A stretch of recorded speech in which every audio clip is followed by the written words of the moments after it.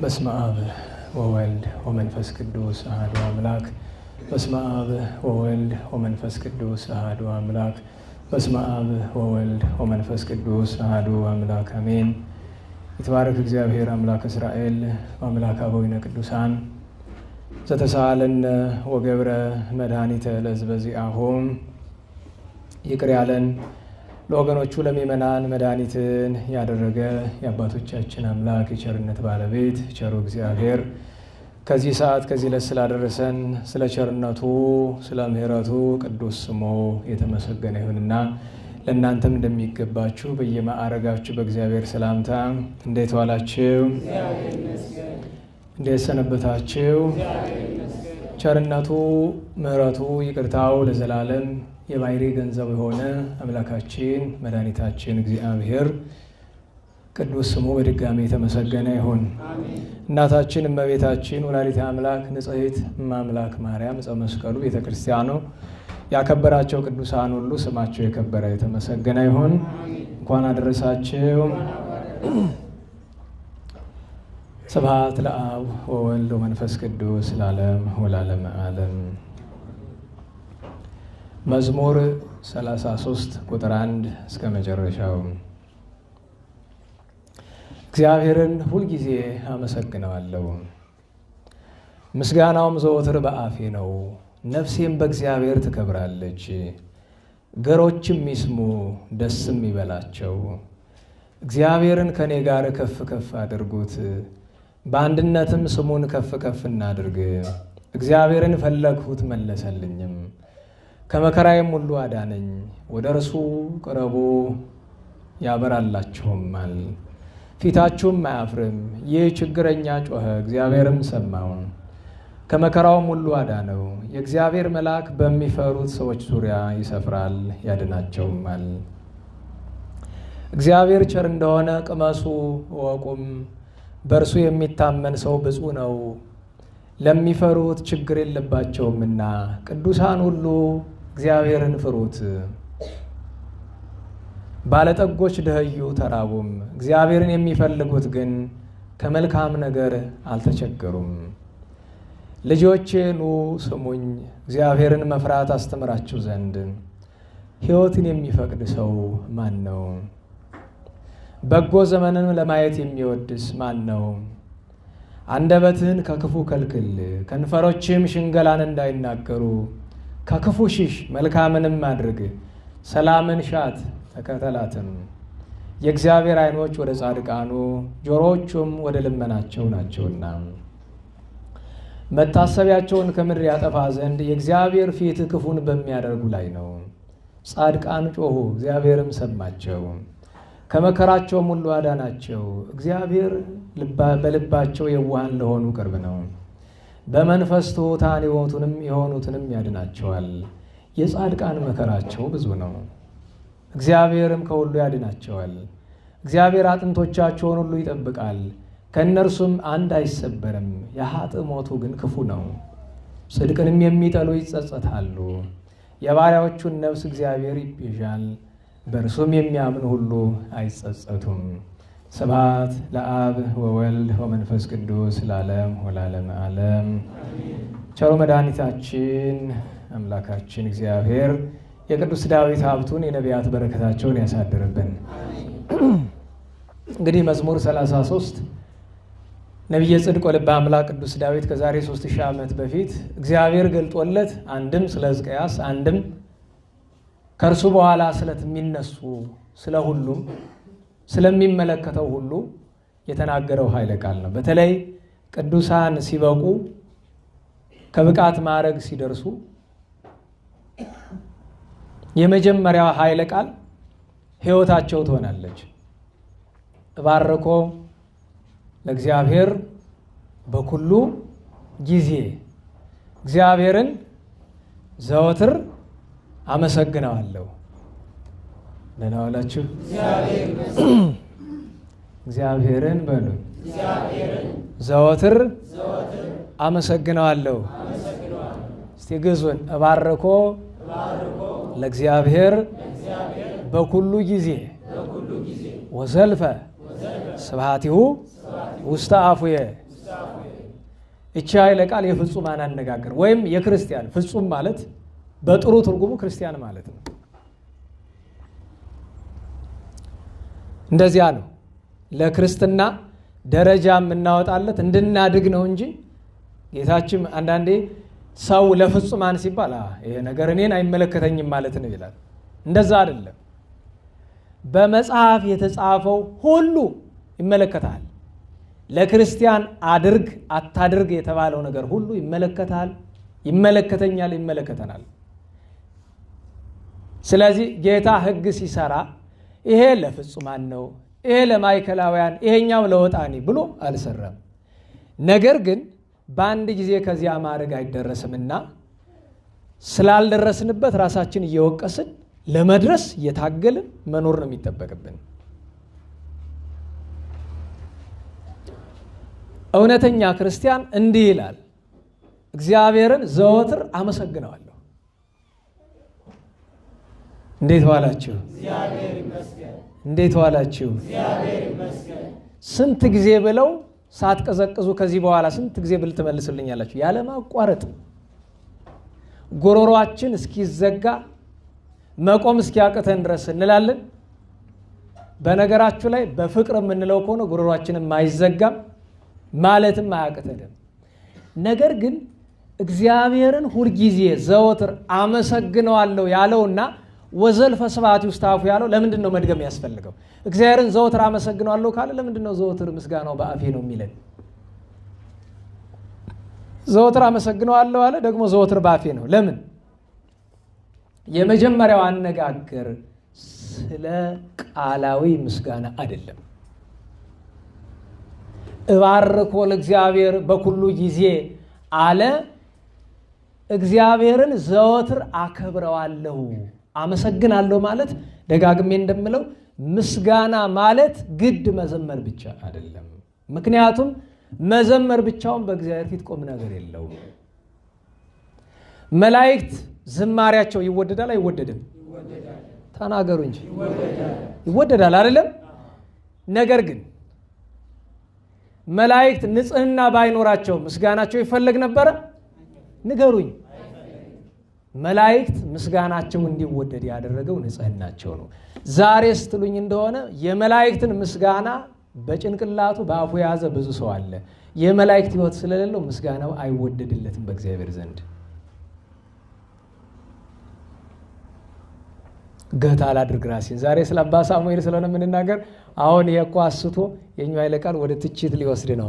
ሊቃውንቱን ይሄ ዘማሪ ነኝ እያለ በመድረኩ የሚለፈልፈውን እንዲያውም ዛሬ ማመስገን ያለብን ሊቃውንት ተባረኩ፣ እግዚአብሔር ይስጣችሁ፣ ረጅም ዕድሜ ይስጣችሁ። እናንተ ባትኖሩ ቤተክርስቲያን ምን ትሆን ነበረ? እውነት አይደለ? እውነት ነው፣ ሽንገላ አይደለም። እኔ ልሸነግል አይደል? ያለ ሊቃውንት ቤተክርስቲያን ትኖር ዘንድ ከባድ ነው። እግዚአብሔር ይውላችሁ። እንዴት ዋላችሁ? የሰው ልጅ ያለ ምግብ መኖር ይችላል አይችልም? አስቡት። ለምን እንደሆነ ታውቃላችሁ? እግዚአብሔር በምግብ እንዲኖር ስላደረገው። እንደዛ ማለት ነው። አንዳንድ ሰው ምን ይላል? ያለ ሊቃውንት ቤተክርስቲያን መኖር አትችልም በምድር ብለን ስንል እንዴ ታው እንጂ እግዚአብሔር እያለ ይላል። እግዚአብሔር እኮ ነው ያለ ሊቃውንት መኖር እንዳትችል ያደረጋት። ቤተክርስቲያንን ያለ ካህናት ማሰብ ይቻላል? ያለ ጳጳሳት ማሰብ ይቻላል? አይቻልም። ትንሽ ጨምርበት እስኪ። እየቆየ በራሱ እየወረደ ሄዳል። በጣም አስጠግቼው ነው እንጂ እኮ የለም። ይኸው። እንዴት ዋላችሁ? አረ እንዴት ዋላችሁ? አሁን ለአሁን ብዬ ደከማችሁበት። እስኪ ይበቃል።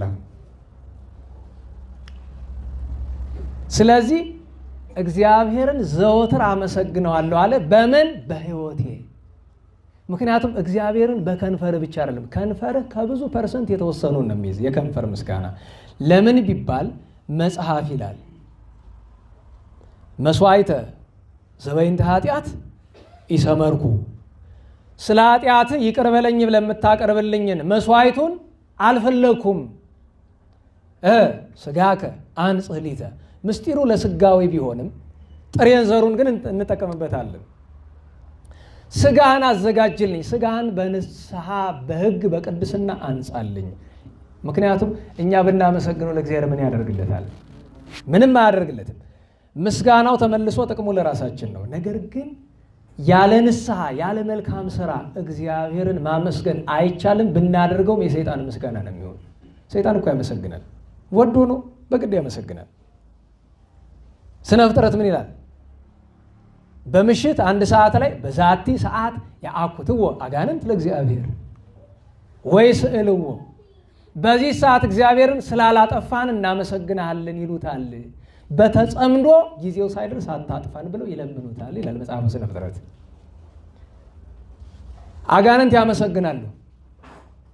ታስታውሳላችሁ? እምነት አለኝ አትበል፣ አጋንንትም ያምናሉ። የክርስቲያን እምነቱ ልዩነቱ ምንድን ነው? ምግባር ያለው እምነት። ምግባር የሌለው እምነት የሰይጣን እምነት ነው። ምግባር የሌለው ምስጋና የሰይጣን ምስጋና ነው። ስለዚህ የቅዱሳን ይሻለናል የርኩሳን? የመላእክት ይሻለናል ያጋንንት? ስለዚህ መድረክ ላይ ወጥተህ ከመዘመር በፊት ለዚያ የሚሆን የቅድስና ምግባር እንዳለህ መጀመሪያ አስተውል። ማህሌት ለዚህ ጥሩ ነው። ለምን ቢባል አንድ ሰው ብቻውን ቆሞ አይዘምርም። ማህሌት ሰብሰብ ብሎ የጋራ ምስጋና ነው። ብቻህን ግን መድረክ ከመውጣት በፊት አስብበት ነው ነገሩ። እግዚአብሔር ይመስገን። አሜን። ይሄ እንግዲህ ማንሻችን የትምህርታችን ርዕስ ቁጥር 19 ላይ ያለው ነው። ብዙ ሕማሞሙ ለጻድቃን፣ የጻድቃን መከራቸው ብዙ ነው የሚለው ነው። አንዲት መልእክት ግን ላስቀድም ኋላ አሳርሳት፣ ያው የራሴ ስራም ስለሆነ በቤተ ጉባኤ እንደምታውቁት መጻሕፍት አሁን አንድ እዚህ ያሉ መምህር አሉ፣ የእንታ ተማሪ በራሳቸው መምህር ናቸው። መጻሕፍት ጽፈው አዘጋጁ። ለማሳተም ፈልገው እንደምታውቁት የህትመት ዋጋ ሰማይ ነክቷል አይደለም? ጭንቆነ እንዴት አድርገው ያሳትሙት? ለምሳሌ 2000 ኮፒ ለማሳተም 500,000 600,000 ብር ትጠየቃላችሁ።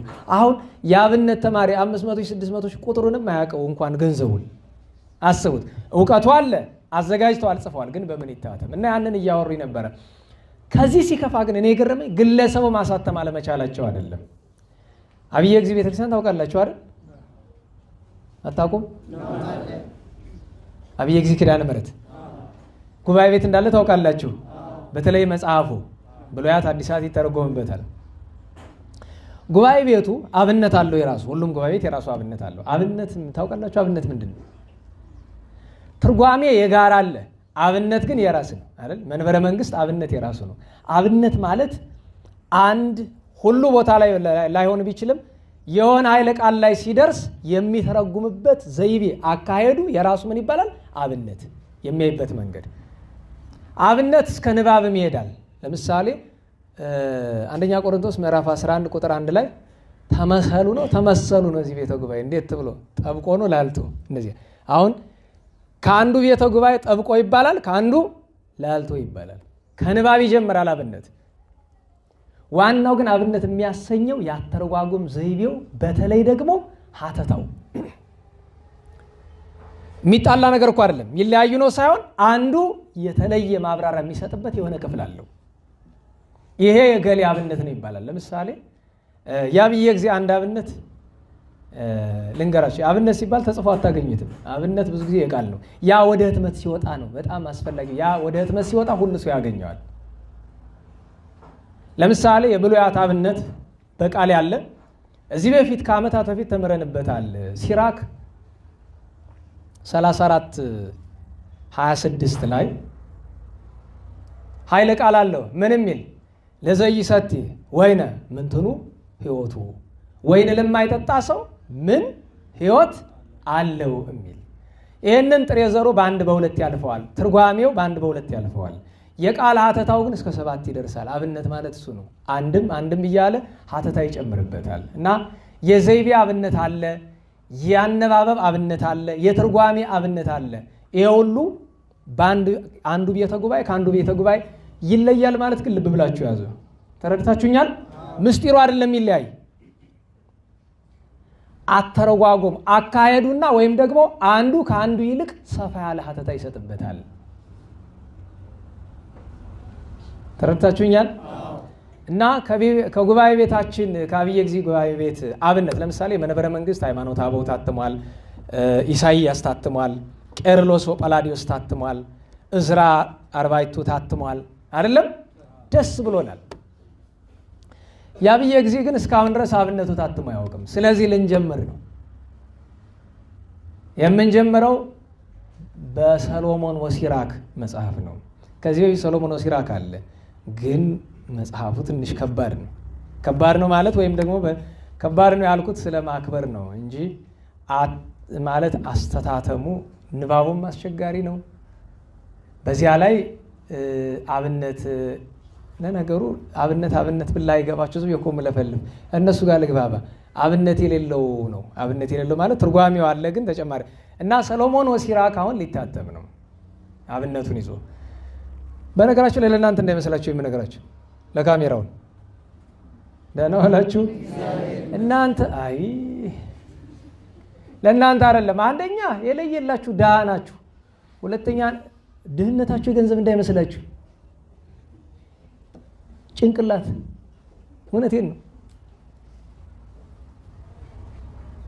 የተሻለ የምናስብበት ጭንቅላት እግዚአብሔር ሰጥቶን ግን እያሰብንበት አይደለም። ፍሬ ታፈራላችሁ። ምን እየሰራችሁ ነው? እንዴት ዋላችሁ? ኧረ እንዴት ዋላችሁ?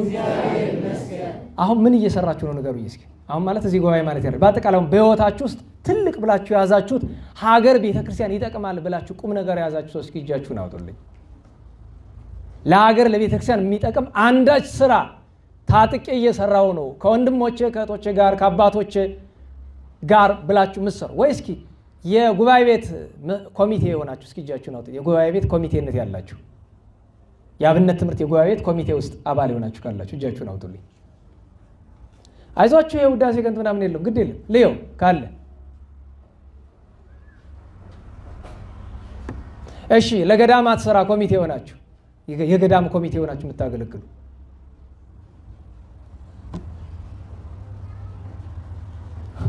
እንግዲህ አልቦ አህዱ ያለው ይሄ ነው። አንዳችም ለአንዱ ለሰው ኖራችሁ እንደደበቃችሁ ተረድቻለሁ፣ አይቻለሁ፣ ያውቃችኋለሁ። አንዱ ለሰው አላችሁ። ግን አስቡት፣ አሁን በነገራችሁ ስትወጡ ነው የምትረሱት። ነገር ግን ይህንን ከሚሰሙት ሰዎች መካከል ጥቂቶች ቢሆንም እንኳን በውጭ ሀገር የሚያግዙ አሉ። አንድ ነገር ልብ በሉ። እንደ ዝክረ ቅዱሳን አገልግሎት ማንንም ለምነን አናውቅም። ከሰማይ በታች ሰው አንለምንም። እኛ ቢፈልግ ያድርግ፣ ባይፈልግ ይተወው። ስራው ግን ይሰራል። መርዶክዮስ ለቅድስት እናታችን አስቴር ነገሯታል አይደለም? ምናልባት እግዚአብሔር የንጉሱ ሚስት ያደረገሽ እዚህ ቤተ መንግስት ያስቀመጠሽ ለዚህ ዕለት ነው። አጋጣሚውን ተጠቅመሽ ሙያ እንድትሰሪ ነው። አንቺም ቢብትይ ግን እግዚአብሔር መዳንን በሌላ ስፍራ ያደርጋል። ለአንቺ ግን ወዩ። ስለዚህ እኔ ብታደርግ ባታደርግ እሱ ያንተ ጉዳይ ነው። እኔ ግን እናገራለሁ፣ ይሄ ግለሰብ ጉዳይ አይደለም። የሚያሳትመው ቤተ ጉባኤው ነው። የሚጠቀሙበት ሊቃውንት ናቸው። ከዚያም ሲያልፍ ምዕመናን ናቸው። ገቢው ተመልሶ እዚያው ደረቅ እንጀራ ላጡ ተማሪዎች ነው የሚሆነው። ሌላ ምንም አይሆን። ለምሳሌ እንታ ሊቀ ሊቃውንት አባታችን መጽሐፍ ያሳትማሉ አይደለም? እንደዚያ ደክመው አይናቸውን አፍዘው ካዘጋጁት መጽሐፍ 5 ሳንቲም አይወስድም። ሙሉ ገቢ ለማን ነው?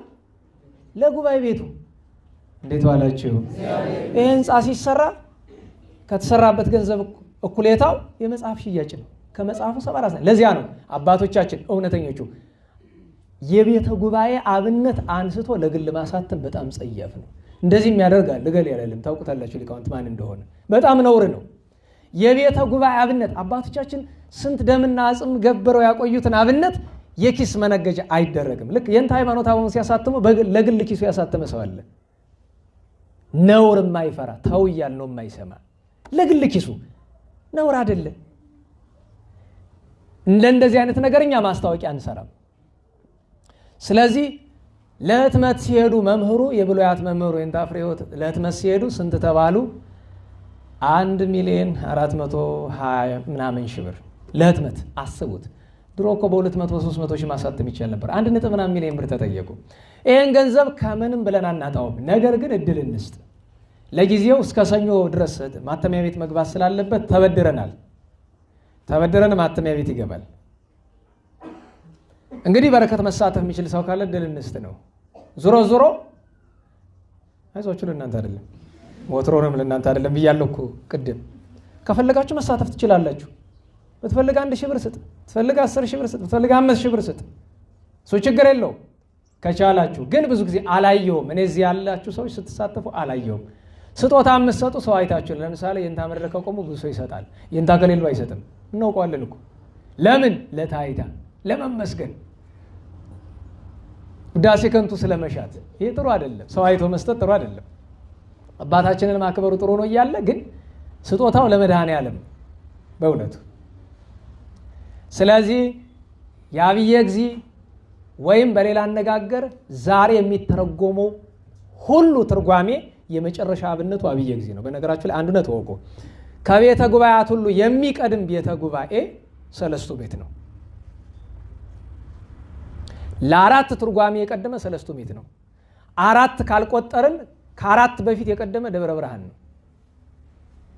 አዎ ከደብረ ብርሃን ሰለስቱ ቤት ነው። ከሰለስቱ ቤት ልደታ ነው። ከልደታ አብየ እግዚእ ነው። ከዚያ በኋላ ሌላ የተዳረሰ። በተለይ ግን ታች ቤቱን የእንታ የስድሮስ ከሰሩት በኋላ ድጋሚ አለቃ ወልደአብ እጥፍ አድርገው ሰርተውት ዛሬ የሚሰጠው የአብየ እግዚእ አብነት እንደሆነ እንድታውቁት። ከዚያ በኋላ ሁሉ ግን በየራሱ አብነት አወጥቶለታል።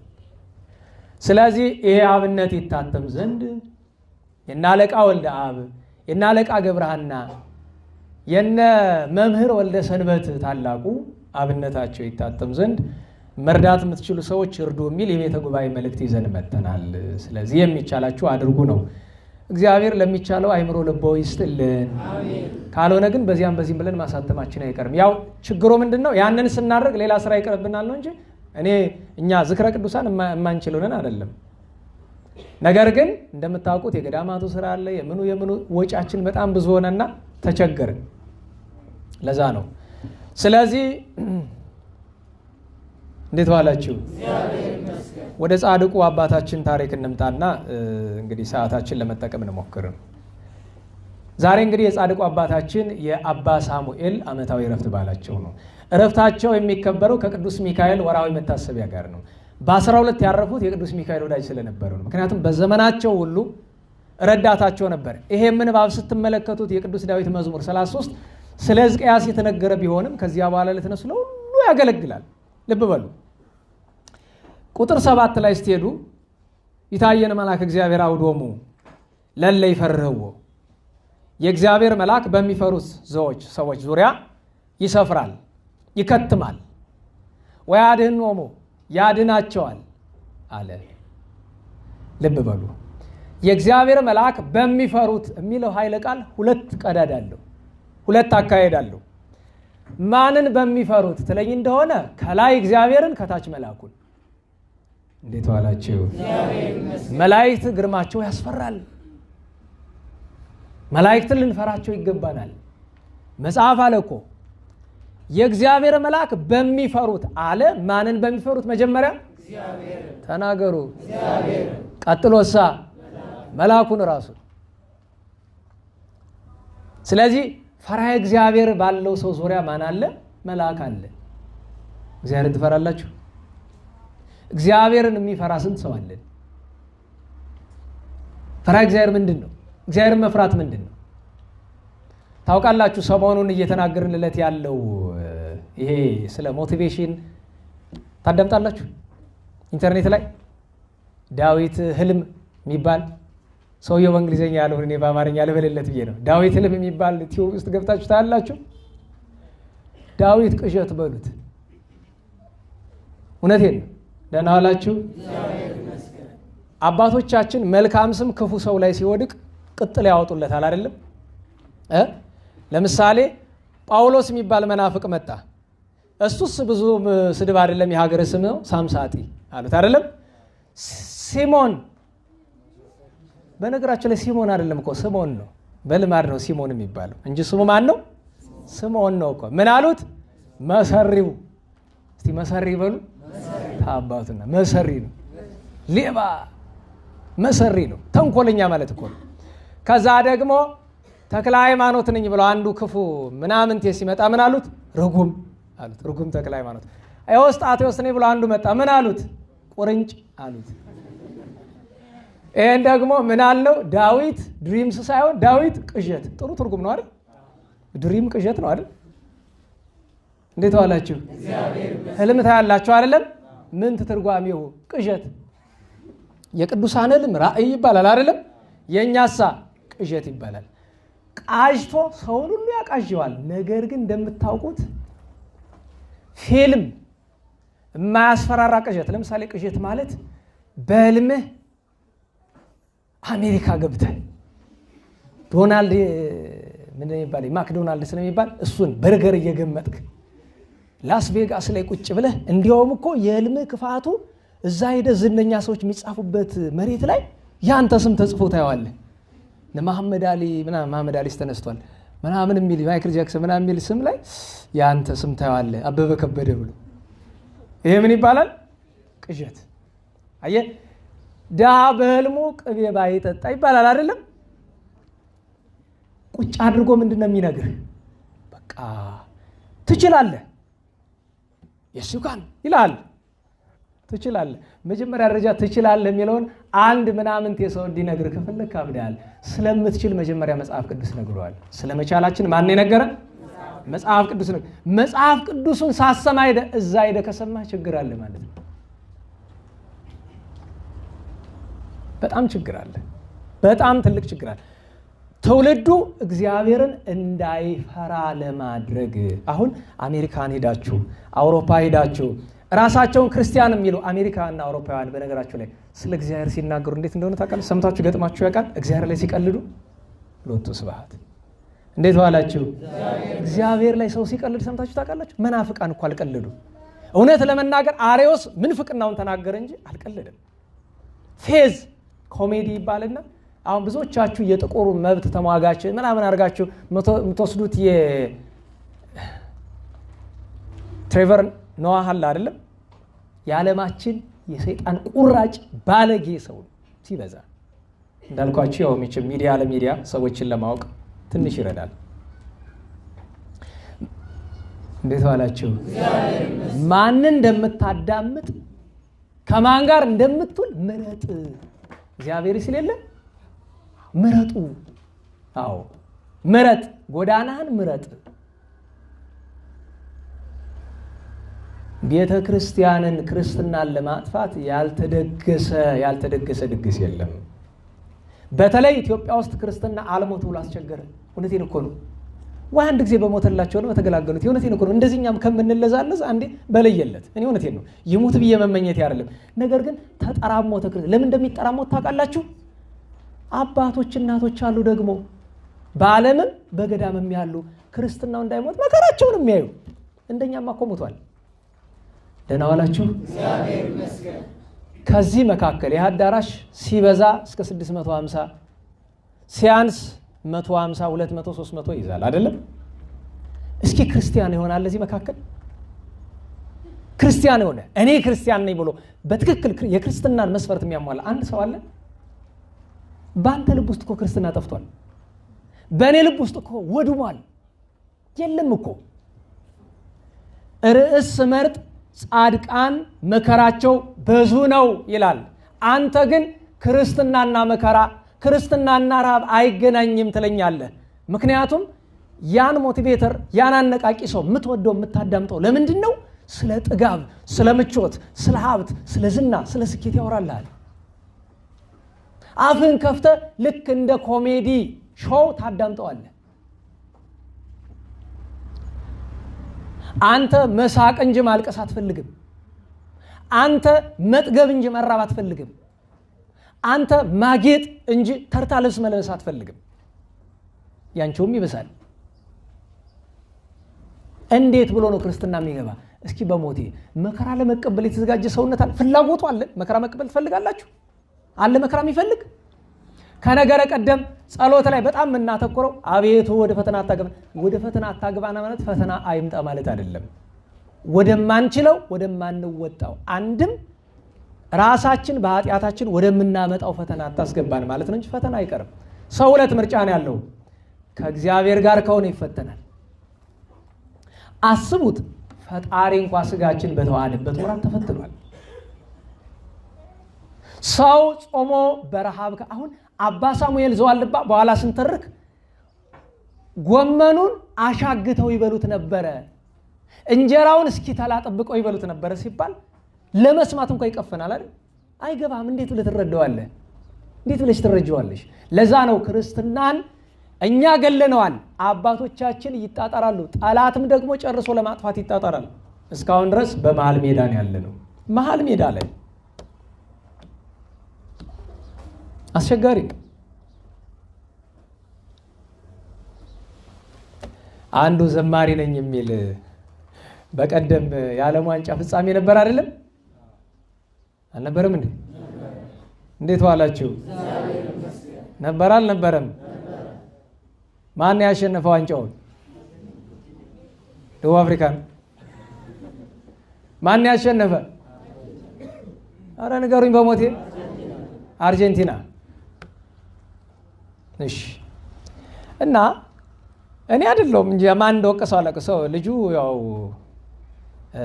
ስሙን አልጠራም ተውት፣ ሁከት ስለማልፈልግ። ግን ያው ተሐድሶዎች ሞቅ ሲሉለት ወደ እነሱ ይሄዳል፣ የእነሱ ቀዝቀዝ ሲል ወደኛ ይመጣል። ታውቁታላችሁ ያው ማን እንደሆነ ገብቷችኋል። የማዕረግ ስም አለው ሊቀ ምናምን የሚባል እኔ አዲስ ስም ሰጥቻለሁ። ሊቀ ቆናጽል በሉት። የእውነቴን አድርሱልን፣ ንገሩት። ትክክለኛ ስሙ ሊቀ ቆናጽል። ቁንጽል ምንድን ነው? ቀበሮ። ቆናጽል ምንድን ነው? ቀበሮች አይደለም? የቀበሮች አለቃ የሚለው ይስማማዋል። ሊቀ እንትና ከማለት ሊቀ ቆናጽል ይሻላል። ምን የሚል አይቼ መሰላች እና አንዳንዶች ወቅሰውታል። እናንተ ሰባኪያን ዘማሪያን ለምንድን ነው ኳስ የምታየው ብለው አንዳንድ ሰዎች ሸንጧቸው ወቅሰዋቸዋል። ምን የሚል ነገር ጽፏል? እንደዚህ ለምትሉን ሰዎች እንጸልይላችኋለን።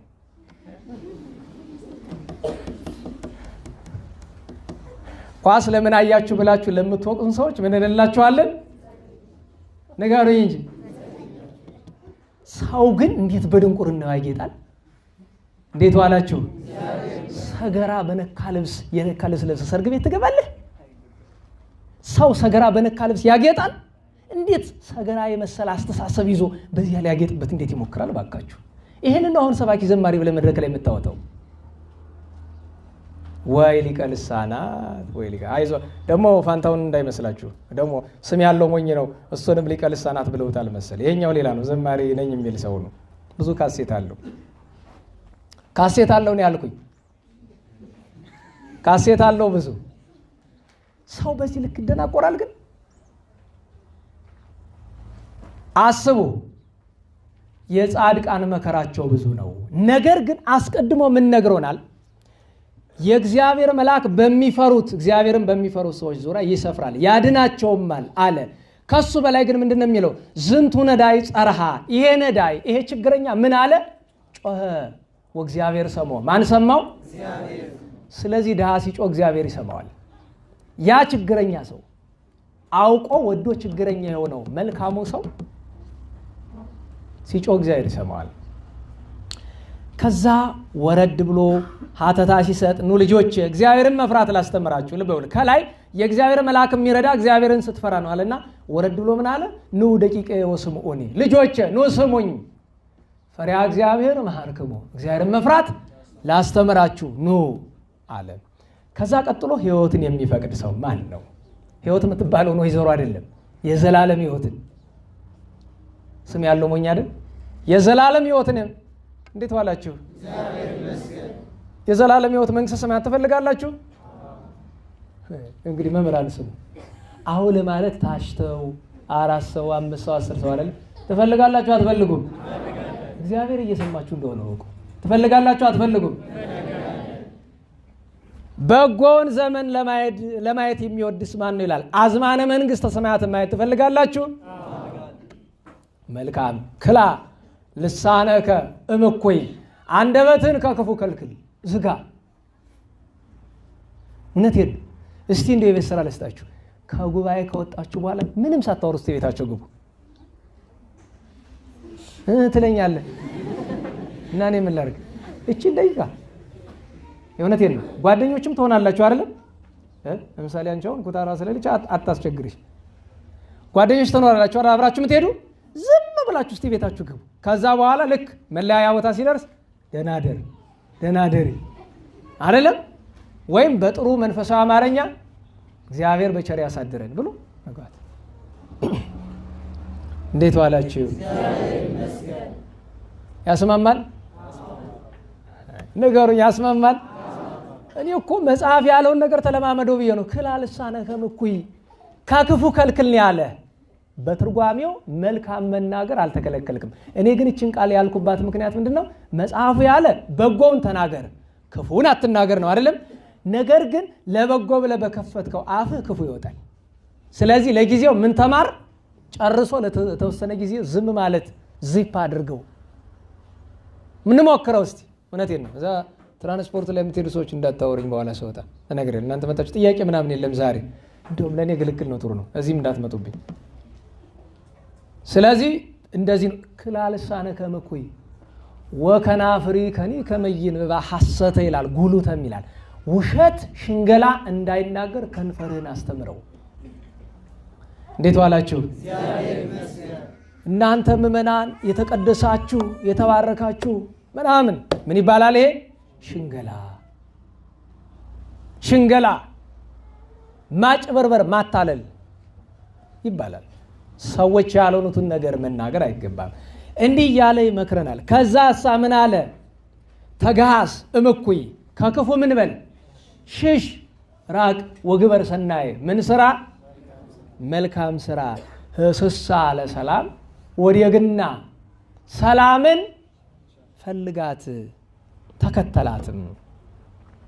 የእግዚአብሔር አይኖቹስ ማይንቱ ለእግዚአብሔር ሀበ ጻድቃኑ የእግዚአብሔር አይኖቹ ወደ ጻድቃን ነው። ወዝኑ ይህ ሀበስልቶሙ ጆሮቹስ ወደ ልመናቸው ነው አለና ገጹ ለእግዚአብሔር ሀበለ የገብሩ እኩየ የእግዚአብሔር መዓቱ የቁጣው የመዓት ፊቱ ክፉ ወደሚያደርጉ ነው። ከመይሰሩ ምድር ዝክሮሙ ስም አጠራራቸውን ከምድር ያጠፋው ዘንድ አለና ወረድ ብሎ ቁጥር 19 ሲደርስ ብዙ ማሞሙ ለጻድቃን የጻድቃን መከራቸው ብዙ ነው አለ። እንግዲህ የአባ ሳሙኤል ርዕሳችን በነገራችሁ ላይ ሁለት ነው። ይሄም ርዕስ አለ የጻድቃን መከራቸው ብዙ ነው። ገድለ አባ ሳሙኤል ዘዋልድባ የሚለውም አለ። ገድለ አባ ሳሙኤል የሚለውን እናስቀድም። ጻድቁ አባታችን ገድላቸው ስንኳ ሊኖሩት ሊናገሩት ይከብዳል። የተወለዱ በ1295 ዓመተ ምህረት ነው። ሀገረ ሙላዳቸው አክሱም ነው፣ እዚያው ከተማው። አባታቸው እስጢፋኖስ እናታቸው ዓመተ ማርያም ይባላሉ። ከገበዘ አክሱም ከነጌዲዮን ከታላቁ ሊቀ ካህናት ከጌዲዮን ወገን ናቸው።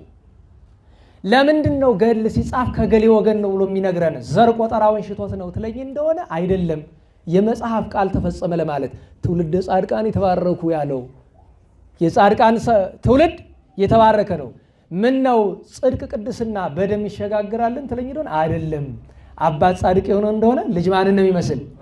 አባቱን ነው የሚመስል። አባቱ ሌባ ከሆነ ልጁም ያው ሌባ ነው የሚሆነው። ከማን ይማረዋል? የእውነቴን ነው። ሰባኪው ሌባ ከሆነ ተማሪውም ሌባ ነው የሚሆነው። መምህሩ ሌባ ከሆነ ተማሪውም ሌባ ነው የሚሆነው። መምህሩ ደግ ከሆነ ተማሪውም ደግ ነው የሚሆነው። አባት ደግ ከሆነ ከማን ይማራል? መጀመሪያም ይማር ከቤተሰቡ ነው። ገና በልጅነታቸው እናታቸው መነነች። አያችሁ፣ ለዚህ ነው ያስፈለገው።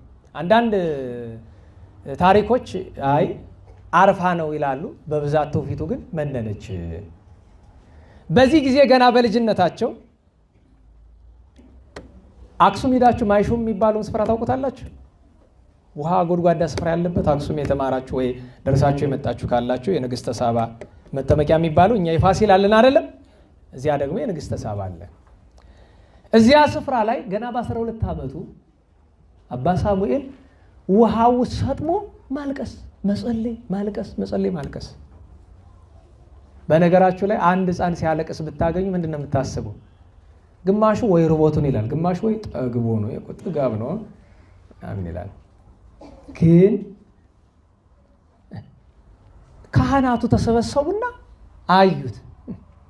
የኩታራ በጎንደር አማርኛ ነው፣ ገድል ላይ የለም። ለኛው ነው በጎንደር አማርኛ። በነገራችሁ ላይ ኩታራ ስድብ አይደለም። ምን ማለት ነው? ታዳጊ ማለት ነው። የጎንደር አማርኛ እኮ በጣም ግሩም ነው። ጫቅላ ብለን ስንል ይስቁብን ነበረ። እናንተና ናይጄሪያ አማርኛን ጢባ ጢቢ የሚጫወቱበት። እውነቴን ነው። እኔ መሀል ሀገር የአዲስ አበባ ሰው የሚናገረው አማርኛ በአፍንጫ ይወጣል። ይቅርብኝ። ያንን ተናግረ ደግሞ የጎንደር ሰው ሄድልህና አዲስ አበባ እንደገባ መጀመሪያ ጋ የሚል ሲያንጋጋል ይውላል። የምን ጋ ነው?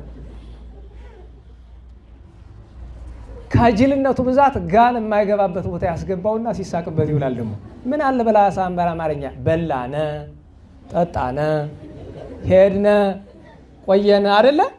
በቃ ችግር አለው። በነገራችሁ ላይ የነሱ ፊደል በላነ የሚለው ለጆሮ ከብዶ በላን የሚለው የሚስማማ ሽቱ ተቀብቷል እንዴ? እንዴት ዋላችሁ? ይኸውላችሁ አንድ እውነት ወቁ። ከሰዎች ጋር በሌለ ሰብዕና ለመመሳሰል አትሞክር። ጎንደሬ መሆን እኮ እንዴት እንደሚያኮራ አታውቅም እኮ። እስቲ አዲስ አበባ ጎንደሬ ነኝ ስትል ገና አስተያየታቸው ይቀይራል። እንዲህ የምትከበረውን ሰውዬ ለምንድን ነው እነሱን አማርኛ የምትቸግር? አሁን እኔ የአዲስ አበባን ሰው ለመውቀስ አይደለም፣ ግን አማርኛውን ጢባ ጢቤ የተጫውቶ አበላሽተውታል። ታዲያ ጥሩ አማርኛ የት ነው ያለው ትለኝ? መንዝ ሂድ። በቃ አሁን የመንዝ አማርኛ ስታዩ ተበላሸ ይመስላል አይደለም? ትክክል እሱ አየህ፣ ገልብጠ ስለምታየው ነው። የመንዝ የጎጃም የወሎ የጎንደር አማርኛ ወርቅ ነው። የአዲስ አበባ ውሳ ነሐስ ነው። እንዲሁም የዛገ ብረት ነው የማንነግርህ። ነገር ግን ገልብጠ ስለምታይ ነው። አባቶችህን ምሰል። አሁን እንደዚያም ማልከው እንደዚህም ማልከው ጽድቅና ኩነኔ የሆነው አይደለም። ነገር ግን አይምሮ ላይ ይሄ የዝቅተኝነት ስሜት እንዳለ የሚታወቀው በዛ ነው። ይሄ አማርኛ ናት ቀየር በላነ በሉ እስቲ በቃ ለምን ብትለኝ በላን ብለህ ብትል አሻሚ ቃል ነው። በላን እሱ ወይስ እኛ? ደህና ዋላችሁ? እሱ እኛም በላን፣ እኛ ምግቡን በላን። የትኛውን ነው? በላነ ከሆነ ግን እኛ በላነ እሱ አይደል? ለማጥበቅና በላን የሚለውን እስኪ አጥብቀው። በላን የሚለው ሳድስ ነው፣ አይጠብቅም። ሳድስ ናዛል ሳውንድ ይባላል አይደል? በቋንቋ በአፍንጫ የሚወጣ። እስኪ አፍንጫን ይዘህ ነ ለማለት ሞክር። የለም፣ ምክንያቱም ናዛል ሳውንድ ይባላል፣ በአፍንጫ ነው የሚወጣው። ሞክረው እስቲ። አየህ፣ ግዕዙ ከሆነ ይጠብቃል ይላል። በላነ በላነ። አየው፣ በላን ከሆነ ግን ማን አሻሚ ነው። ይህን ስሰማ ምን ይላል እሱ? ዘወትር እዛ ያሉ ሰዎች አሉ፣ እዛ ያሉ ተማሪዎች አሉ። ደግሞ ዘላለም ዓለሙን ነው ጎንደርን እንዳገነነ ነው። ወደህ ነው። አሃ ሙሽሪት እኮ ናት። ዛሬ ደንቆሮ መጫወቻ ሆና ነው እንጂ እኮ እንዴት ያለች ሀገር፣ እንዴት ያለች ከተማ። አሃ አዲስ አበባ የምትፏልልበትን አቋቋም ወዴት ነው የተማርከው? ማን የሰራልህ? እዚህ መከራቸውን ያዩ ሊቃውንት አይደለም? ዛሬ እስኪ ይውጣልኝ እንናገር እስቲ። በእውነት ለመናገር ነው ጎንደርንማ ማመስገን ግዴታ ነው። ማመስገን ግዴታ ነው። ዛሬ አንድም ብለህ የምትተረጉመው ትርጓሜ እዚህ የ9 ሰው አንገት ተቆርጦ ነው የተረፈልህ። የነ ወልደ ሚካኤል አንገት ተቆርጦ ነው የምትማ። አሊያ ትርጓሜ የሚባል አታውቅም ነበር። ይሄኔ የፕሮቴስታንት መጫወቻ ነበርክ። አወቀው። የጎንደርን ውለታማ አንዳንድ ጊዜ እንናገረው እንጂ እንዴ ታው እንጂ ስንት ጻድቃን እና አባ ሳሙኤል ሁሉ የኖሩባት። እንዴ አባ ሳሙኤል እኮ ጎንደር ነበሩ። አሁን አብዬ ጊዜ ጎንደር ነበሩ። ኖረውባታል፣ ወደዋታል፣ ባርከዋታል፣ ደስ ብሏቸዋል፣ ትንቢት ተናግረውባታል። ማርና ወተት እንተ ታውህዝ ሐሊበ ወመዓረ ብለው ትንቢት ተናግረውላታል እኮ። ይሄው ማርና ወተት ሲፈስባት ይኖራል። ዛሬ ሰዎቿ ጅሉ ነውባት ነው እንጂ እኮ ምድሪቱማ እንዴት ያለች ነበረች። ይብቃኝ። ወደ ትምህርቱ ልመለስ። ደግሞ የጎንደር ነገር ስቦ ኋላ ሌላ ነገር ውስጥ ነው የሚጥል። አባታችን አባ ሳሙኤል ሲያለቅሱ ካህናት ይሄ ሁሉ በኩታራ ነው የመጣ ተሰብስበው እያዩዋቸው ይገረማሉ። እና አንዱ ካህን ምን አለ? እናንተ ወንድሞቼ ይሄ ኩታራ ይሄን ያህል እንባ የሚያፈስ ምን ሆኖ ነው? ኃጢአታችን እየታየው ነው ወይስ ምንድን? አያችሁ የቀድሞ ሰው ደግነቱ። ይሄ ሁሉ እንባ የሚያፈስ ኃጢአታችን እየታየው ነው ወይስ ምንድን ነው ብለው አሉ። ከዚያ በኋላ አባታችን ሳሙኤል ልመንን ብለው አባታቸውን መጠየቅ፣ አባታቸው እስጢፋኖስ ልጄ አንተማ ገና ልጅ አይደል እንዴት ብለህ ይቻላል ብለው አሏቸው። አይ ግድ የለም እምቢ አሏቸው። ተደብቀው ሄዶ ደብረ በንኮል ገዳም ገቡ። ከዚያው ከአክሱም ወጣ ብሎ ያኔ ታላቁ ኮከበ ከዋክብት ወላዲ አእላፍ አባ መድኃኒነ እግዚእ ወይም አባ አድኃኒ ነበሩ። አባ አድኃኒን በቆብ የወለዳቸው ተክለ ሃይማኖት ናቸው። ተክለ ሃይማኖትን የወለዷቸው አቡነ ኢየሱስሞዐና አባ ዮሐኒ የደብረ ዳሞው ናቸው። ሐረገ ትውልድ ሲሄድ ከአቡነ አረጋዊ ይደርሳል። ከአቡነ አረጋዊ ጳኩሚስ ነው። ከጳኩሚስ ጳላሞን ነው። ከጳላሞን እንጦንዮስ ነው። የመጀመሪያው መንኩስና ማለት እሱ ነው። ሄዱና ከአባ አድኃኒ ዘንድ ገብተው መነኑ። ኋላ አባት ዜናውን ሲሰማ ለልጄ ያልሆነች ዓለም ለእኔ ስምን ታደርግልኝ ብሎ ተመልሶ የትገባ ደብረ በንኮል።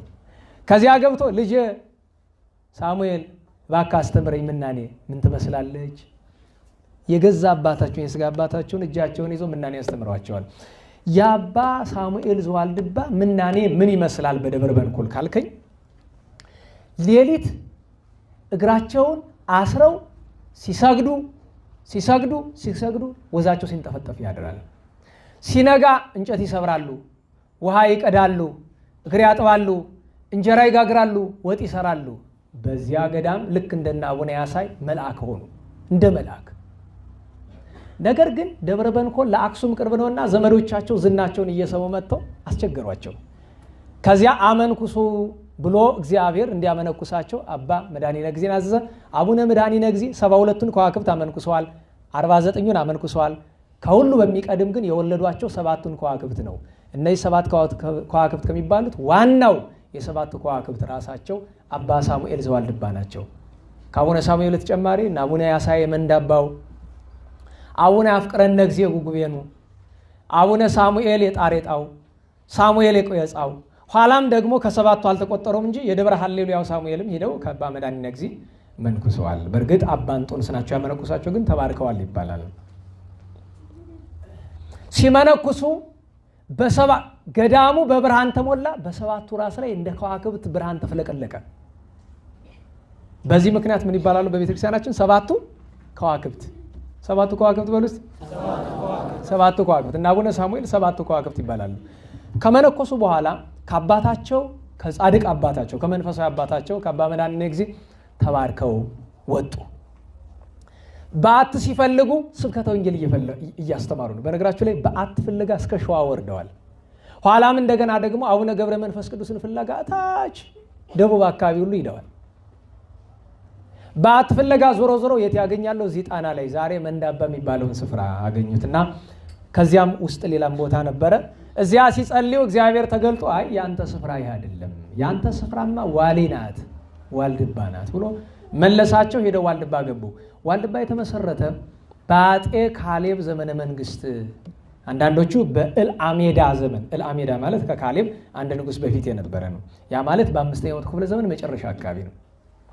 መስራቾቹ የሸዋ ሰዎች ናቸው። ከጌታችን ጋር ሄደው ታውቁት የለ አብረን ካንተ ጋር ብለው እዚያ ዋሻ ውስጥ ከነ ህይወታቸው የተሰወሩበት ነው። አብረን ታንት የሚባል ሰቋር ነድፍ ተነደለ ነገር አይታችኋል። ሰቋር ማዶ ተራራው ላይ ያለው ያን እሱ ሰቋር ተብሏል። በዛ በቀዳዳው ምክንያት ነው ሰቋር የሚባለው።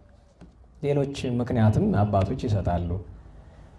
ያ ገዳም ከተመሰረተ በአማካኝ ወደ 700 ዓመት ስውራን ብቻ ይኖሩበት ነበረ። በመካከል ጻድቁ አቡነ አብይ እግዚእ ከተንቤን ተነስተው ዋልድባ የሚባል ስፍራ የተሰወረውን ቤተክርስቲያን ማግኘት አለብኝ ብሎ መጥተው አንዱን የተሰወረውን አገኙት። ከዚያ ግን ቅዱስ ገብርኤል ያንተ ቦታ አይደለም ብሎ አንስቶ ወስዶ እዚያ መረታ ተንቤን አስቀመጣቸው። ኋላ ማን መጣ? አባ ሳሙኤል መጡ። አባ ሳሙኤል ዋልድባ ገዳምን መሰረቱት ሳይሆን እንደገና አቀኑት፣ ስርዓት ሰሩለት። በነገራችሁ ላይ ዋልድባ እህልና ኃጢአት አይሻገርብሽ የተባለችው በሳሙኤልም ምክንያት ነው። ለምን? አባ ሳሙኤል የላመ የጣመ በልተው አያውቅም። ቅድም ብያቸዋለሁ። የሚበሉ ጎመን ይሰጧቸዋል። ሐምል ይባላል ይቀጣል። ጎመኑን ይዘፈዝፉትና በውሃ ይሰነብታል፣ ይሻግታሉ። አንዳንዴ ትልም ያወጣል። ያንን ይመገባል። ለምን? ሰውነትን ከሁሉ ፈቃዷ ለመለየት። ሰዎች በልተው ጠጥተው ጽድቅ መስራት አይችሉም። በነገራችሁ ላይ እንድታውቁት የሚያስፈልገው ነገር ብዙ ሰው አንዱ ምን አለኝ፣ ሰባኪ ነው። እኔ በላለው እንደ ልብ እጠጣለሁ ግን ፈቃድ የለኝም አለኝ። ምን በቃ ይሄ ሴት ጋር ራቁት የምታስተኛኝ ምንም አይመስለኝም ማለት እውነቱን ነው ነገሩ። ያልተረዳው ነገር ግን እንዲህ ያደረገ ሰይጣን ነው። ስሜት ሰይጣን እኮ ታውቃላችሁ መልካምም ያሰራል ክፉም ያሰራል አይደል? አንዳንዶቹ ምንድነው የሚሏችሁ በዚህ ዘመን እገሌ ከሚባለው ሰውዬ ጋር እኮ በመዋሌ ጸሎት። አሁን በነገራችሁ ላይ ይሄ ቅድም ያልኳችሁ ይሄ የሞቲቬሽን የዚህ ምንድነው ይባል ይሄ ካፓሲቲ ቢልዲንግ ምናምን ይርታል አይደለም? አቅም ግንባታ። ደህና ዋላችሁ? እግዚአብሔር ይመስገን። እንቅልፍ መጣችሁ? አይ እናንተ አይደለም በኋላ ያሉትን መጣችሁ እንቅልፍ? የእውነት ሴቶቹ ላይ ናችሁ እንደዚህ ብሎ ምን ሆናችሁ ነው?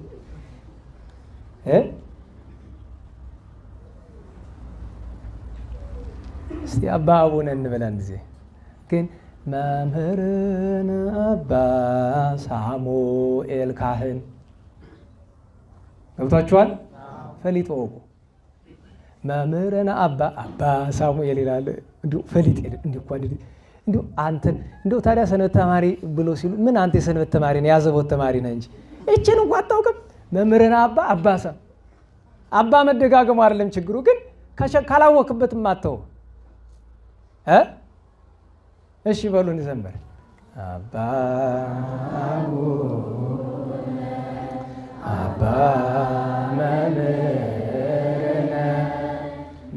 መምህርን አባ ሳሙኤል ካህን አባ አቡነ አባ መምህርን አባ ሳሙኤል እማእላፍ ህሩይ እማእላፍ ህሩይ ሳሙኤል ካህን እማእላፍ ህሩይ እማእላፍ ህሩይ ሳሙኤል ካህን። የጻድቁ በረከት ይደረብን። ጻድቁ ገዳም መሰረቱ ዋልድባን እህል አይሻገር። ምክንያቱም የዋልድባ ገዳም አባታችን ቋርፍ ከማግኘታቸው በፊት ይቺ ቋርፍ ታሪክ አላት። እመቤታችን ድንግል ማርያም ጌታችንን ጋር እየባረኩ ሲመጡ ዋልድባ ላይ ደረሱና ልጄ ራበኝ አለችው። እናቴ የሚበላ ላምጣልሽ አለና ሄዶ ድንኩል እያለ አንዲት ቦታ ማስ አድርጎ አንዲት ስር ይዞ መጣ። እናቴ ችንበያት አላት። ትጣፍጠኝን አለችው። አዎ ትጣፍጣለች አላት። ቀምስ ብታረገው እና ላይ ያዞራል መራራ። ልጄ ምን ነው ትጣፍጣለች አልከኝሳ መራራ እኮ ናት ስል እናቴ ስለኔና ስላንቺ ፍቅር ይሄ እንደ ማር ወለላ የሚጣፍጣቸው ጻድቃን ልጆች በኋላ ይመጣሉ። ይጣፍጣል ያልኩሽ ላንቺ አይደል ለነሱ ነው። ቋርፍ ማለት በነገራችሁ ላይ አሁን ቋርፍ ጾማኑ እንጂ እኮ መደበኛው አይበላም። ቋርፍ ማለት ዛሬ ተዘጋጅቶ ነው አይደል? ኑቡ ሙዙ ምኑ ግን ደግሞ አዘገጃጀቱ ተከባድ ነው። ዋናውን ቋርፍ እንኳን መብላት ማሽተት አትችልም። የእውነቴን እንኳን ሌላ የተሰራውን ቋርፍ ለመብላት እችን የምታክለውን ለመጉረስ ስንት ተናነቀን ብታዩት። ስንት እንኳን የዋልድባ ቋርፍ የማህበረ ሥላሴ መኮሬታ ራሱ አቤት ጭንቅ ነው። ማህበረ ሥላሴ ሄዳችሁ ቀምሳችሁታል? ደግሞ ትኩሱ ይሻላል። እዚህ ሲመጣ ደግሞ አይታል። ይህንን አስቡት። ይህንን በልተው ነው እግዚአብሔርን ሲያገለግሉ የኖሩት። አባታችን አባ ሳሙኤል በዘመናቸው በነበሩበት ሁሉ እግዚአብሔርን በፍጹም ልባቸው አገልግለዋል። እንዳልኳችሁ አስቡት። ከምግብ ተከልክለዋል፣ ከሚጠጣ ነገር ተከልክለዋል። ሁልጊዜ ባህር ውስጥ ሰጥመው የዳዊትን መዝሙር እየደገሙ መስገድ ነው። ጀርባቸውን 700-800 ሺህ ጊዜ መግረፍ ነው። በጣም ከመጾማቸው 40 ቀን በ40 ቀን አንዴ ይቀምሳሉ። አንዳንዴ በ80 ቀን አንዴ ይቀምሳሉ። ከረሃቡ ብዛት በተነሳ ጌታ መጣና ምን አደረገ?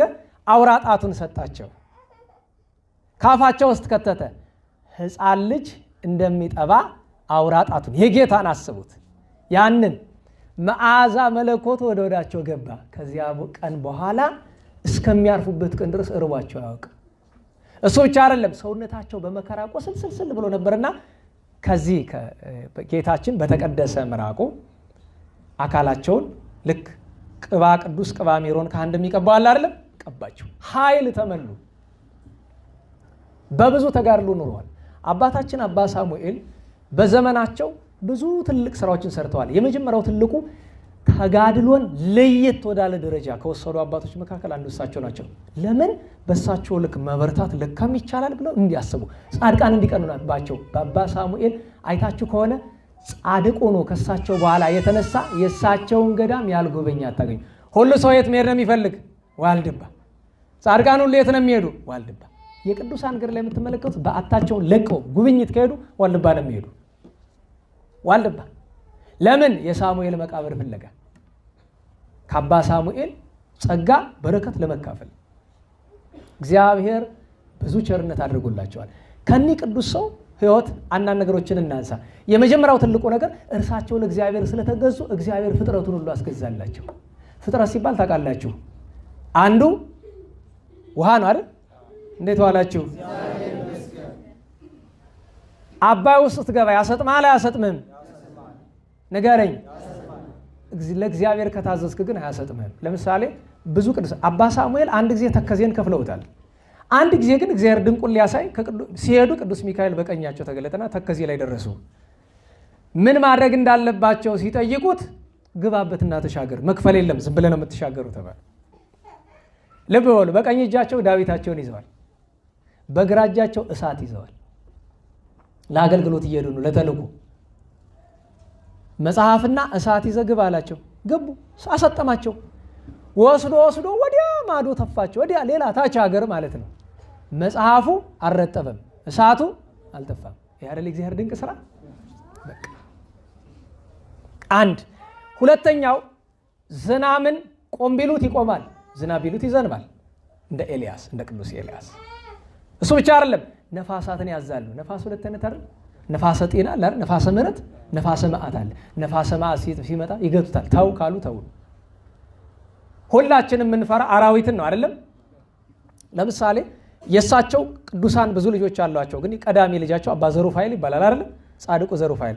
አባ ዘሩፋኤልና አባ ሳሙኤል በበዓታቸው ቁጭ ብለው አባ ዘሩፋኤል ዞር ሲሉ ማታ ያችኑ የሚበሏትን ያቺ ሻገተች ነገር ሊበሉ ሲሉ ሰይጣን በአምሳለ ከይሲ በእባብ አምሳል በክዳኑ ከበዓታቸው በክዳኑ መጣና ልክ አባ ዘሩፋኤል ዞር ሲሉ አባ ሳሙኤል ዝም ብሎ እያዩት ነው። ጠብ አደረገባቸው፣ መርዙን ረጨበት፣ ጠቅላላ ነስንሶበት አባ ዘሩፋኤል እገላለሁ ሲል አመለጣቸው። ከዛ አባ ዘሩፋኤል አንድ ነገር ነው ያሰቡ፣ አውጥቶ መድፋት። አባ ሳሙኤል ግን ተው ልጄ ተው የለም እኔ አንተ ሌላ ተመገብ እኔን መገበዋለሁ አላቸው አሉ አባ ሳሙኤል። አስቡት፣ አይናቸው እያየ እባብ መርዙን ደፍቶበት ማለት ነው። አባታችን መርዝ እኮ አለው ወደ ሲላቸው ልጄ እኔ እኮ የኢየሱስ ክርስቶስ ባሪያ ነኝ። በቅዱስ ማርቆስ ወንጌል ምዕራፍ 16 ቁጥር 16 ያለውን ተመልከቱ ብሏል። ምን ይላል? እናንብብላችሁ። እንዴት ዋላችሁ? በነገራችሁ ላይ እምነት ይበቃል ለሚሉ ሰዎች እቺን እስኪ በዚች ፈትኗቸው። ታስታውሳላችሁ? እዚህ በፊት ነግሬያቸዋለሁ። እኔ በጌታ ያምናለሁ ከሐዋርያት እበልጣለሁ ማለት አላንስም ምናምን እያለ ሲል ኖ በልችን አድርግልኝ። ታስታውሳላችሁ? ፓስተር ነው ነኝ የሚል ሰው ነው። ምንድነው ያለ ጌታችን? ይህችን ምልክት በስም የሚያምኑትን ትከተላቸዋለች። በስም አጋንንትን ያወጣሉ፣ በአዲስ ቋንቋ ይናገራሉ፣ እባቦችን በእጃቸው ይይዛሉ፣ የሚጎዳቸውም ነገር የለም። የሚገድል መርዝ ቢጠጡም የሚጎዳቸው የለም። ደህና ዋላችሁ? መርዝ ብትጠጡ ምን ትሆናላችሁ? ትሞታለህ። ቶሎም ከደረስክ ሐኪም ዘቅዝቆ በደንብ ይጎጨጉጭሃል ምናምን ውስጥ ላይ ከቶ አይደል? ቶሎ ከደረሰን ወተት አጠጣው ምናምን እያለ ያውም የመትረፍ ዕድል ጠባብ ነው። አባ ሳሙኤል ሲሉ አባ ዘሩፋኤል ምን አሉ? አባታችን አቤት፣ እንኪያስ ብንሞትም ብንድንም የጋራ ነውና አብሬ እመገባለሁ አሉ። ፍቅር ይባላል። የተማሪ ፍቅር ለመምህር ይባላል። ልጄ ብላሉ፣ ግጥም አድርገው በሉ። ምን ሆኑ? ምንም። እንዲያውም ይጣፍጣል በጣም እውነት። ለምን? እምነት ነዋ። የእውነት ማመን ማለት ይሄ ነው።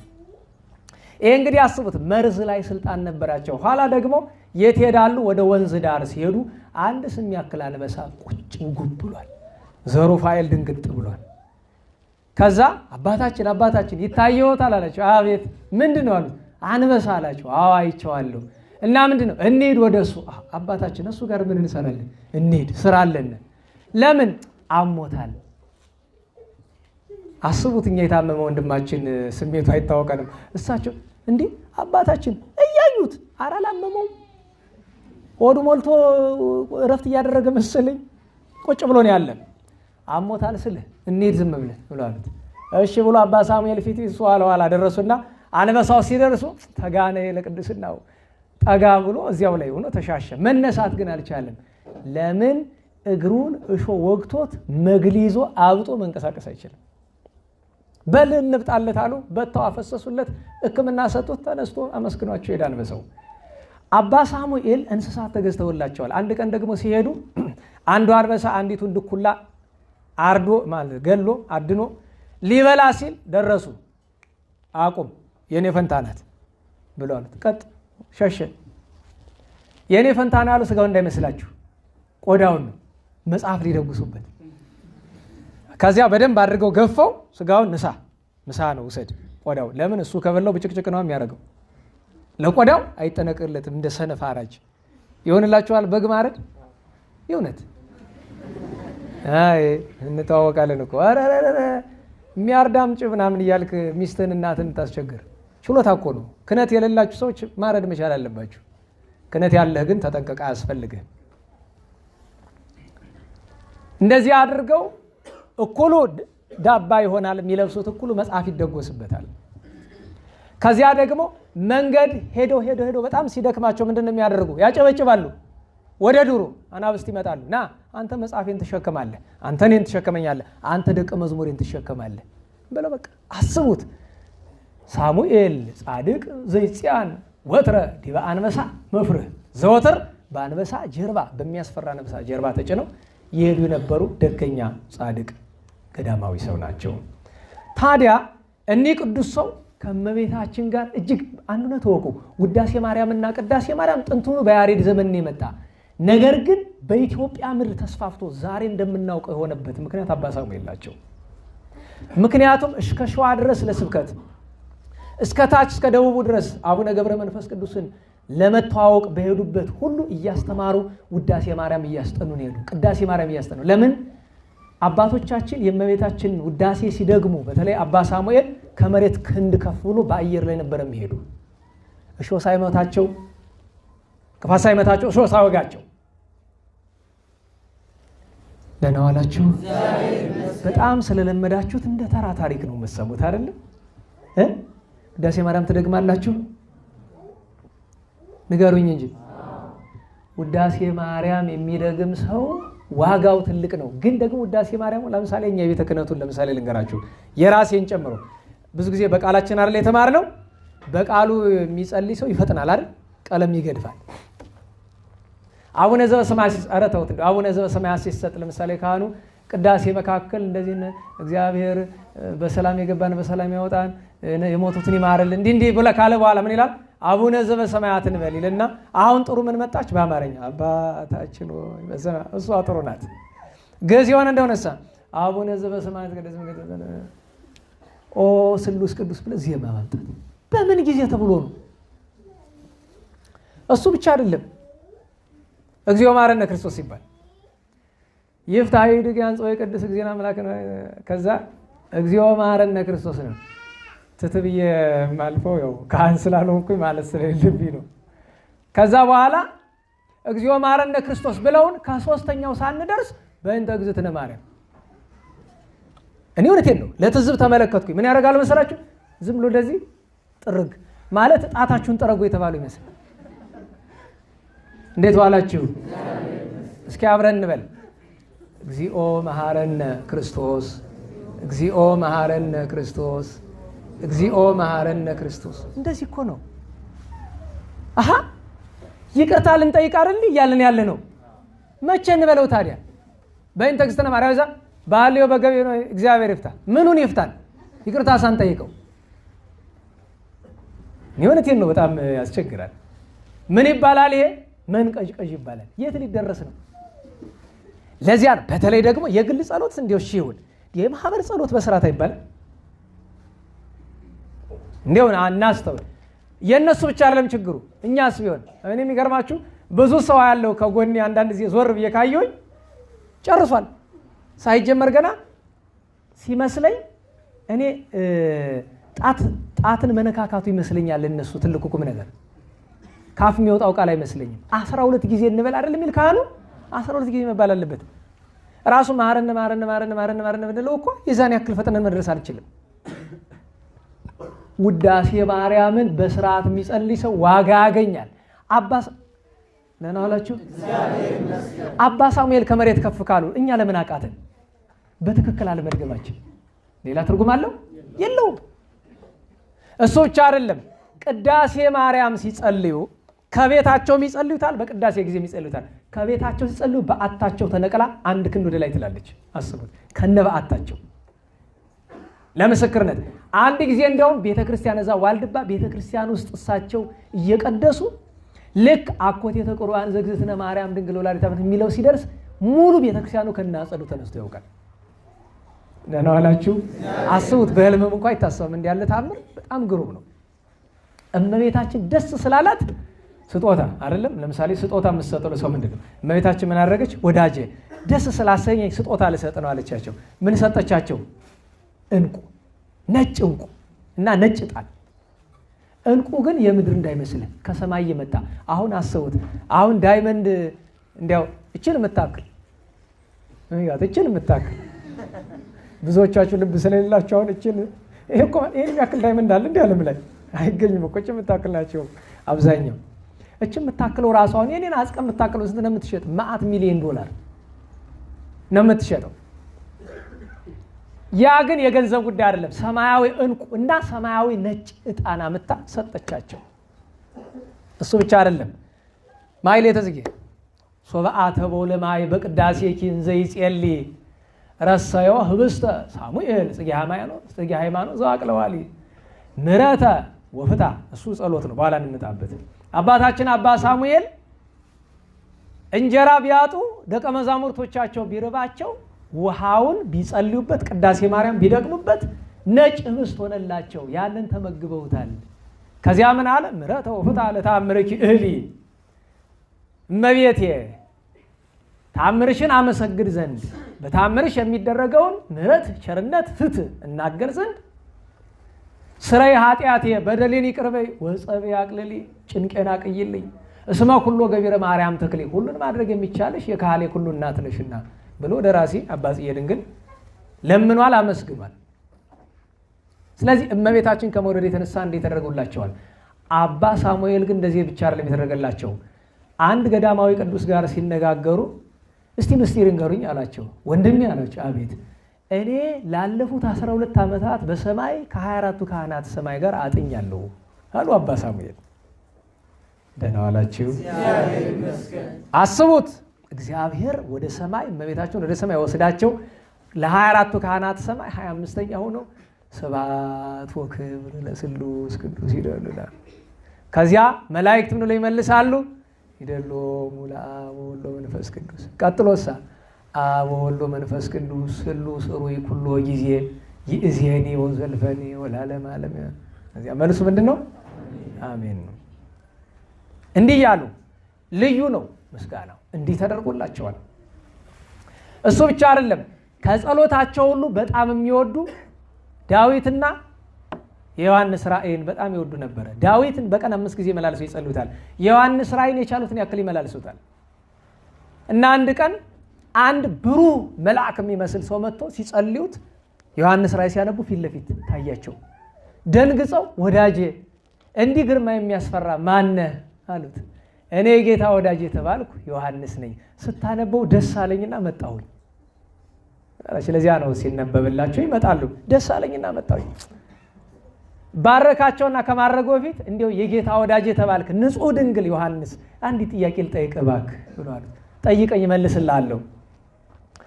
ራእይህን ሳነብ ሰውነቴ ይንቀጠቀጣል፣ ይልቁን የመጨረሻዋን ያለቃል። በዚህ መጽሐፍ ላይ የጨመረ የቀነሰ የሚለው ያንቀጠቅጠኛል፣ ያስፈራኛል። እና እባክህ ምን ለማለት ነው? ምስጢሩን ንገረኝ አለው። ወዳጄ ይሄስ ስላንተ አይደለም፣ አንተማ በንጹህ ነው የምትደግመው። የጨመረ የቀነሰ ምለው በማይገባ ይህንን መጽሐፍ ለሚያነበው ለሚተረጉመው፣ አንድም ኃይለ ቃል እጨምራለሁ ብሎ ለሚታትር ነው እንዲህ የተባለ እንጂ ለአንተ አይደለም፣ አይዞህ አትፍራ አላቸው። ኋላ ምን አሉት? ልቤን አረጋጋው፣ ከዚህ በኋላ ደስ ብሎኝ በደስታ ጸልያለሁ ብሎ ባርኳቸው አድርጓል። እንግዲህ እሱ እስኪታያቸው ድረስ ከቅዱስ ሚካኤል ጋር የነበራቸው ወዳጅነት ልክ እንደ አቡነ ሀብተ ማርያም ቅዱስ ሚካኤል በየዕለቱ መጥቶ ይመክራቸዋል።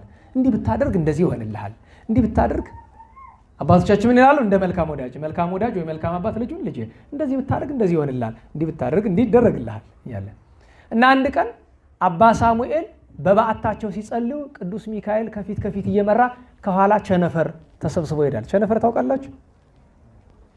እንዴት ዋላችሁ? ኧረ እንዴት ዋላችሁ? ቸነፈር ታውቃላችሁ? ምንድን ነው ቸነፈር? ቸነፈር ማለት እግዚአብሔር በአንድ አካባቢ፣ በአንድ ህዝብ፣ በአንድ ማህበረሰብ ላይ መቅሰፍት ሲያዝ ያንን ለማምጣት የሚመጣው እናንተ ቫይረስ ምናምን ትላላችሁ እንጂ አጋንንት ናቸው መጥተው ያ የሚገባውን ሰው በሙሉ ነድፈውት ይሄዳሉ። ከተነደፈው ሰው አንድ ሰው አይተርፍም። ልክ አባ ሳሙኤል በዓት ላይ ሲደርስ የአካባቢውን ሰው ቀጣ ተብሎ ነው። ሚካኤል ግን ከፊታቸው አለ እና ቀስቱን ወደ ማን አዞረ? ወደ አባ ሳሙኤል። ምን እያደረክ ነው ስላችሁ፣ ይህን ሰው እየነድፈዋለሁ አለ።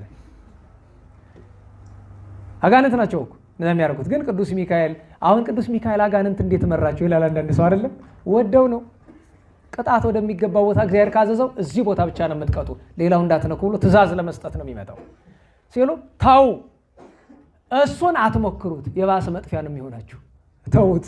ለምን? የእግዚአብሔርን ፈቃድ የሚያደርግ ቅዱስ ሰው ስለሆነ እንዳትተኩስ ታው። አንደኛ ልትጎዳው አትችልም፣ አይደርስም፣ ከሱ ሳይደርስ ተቃጥሎ ነው የሚቀር መንገድ ላይ።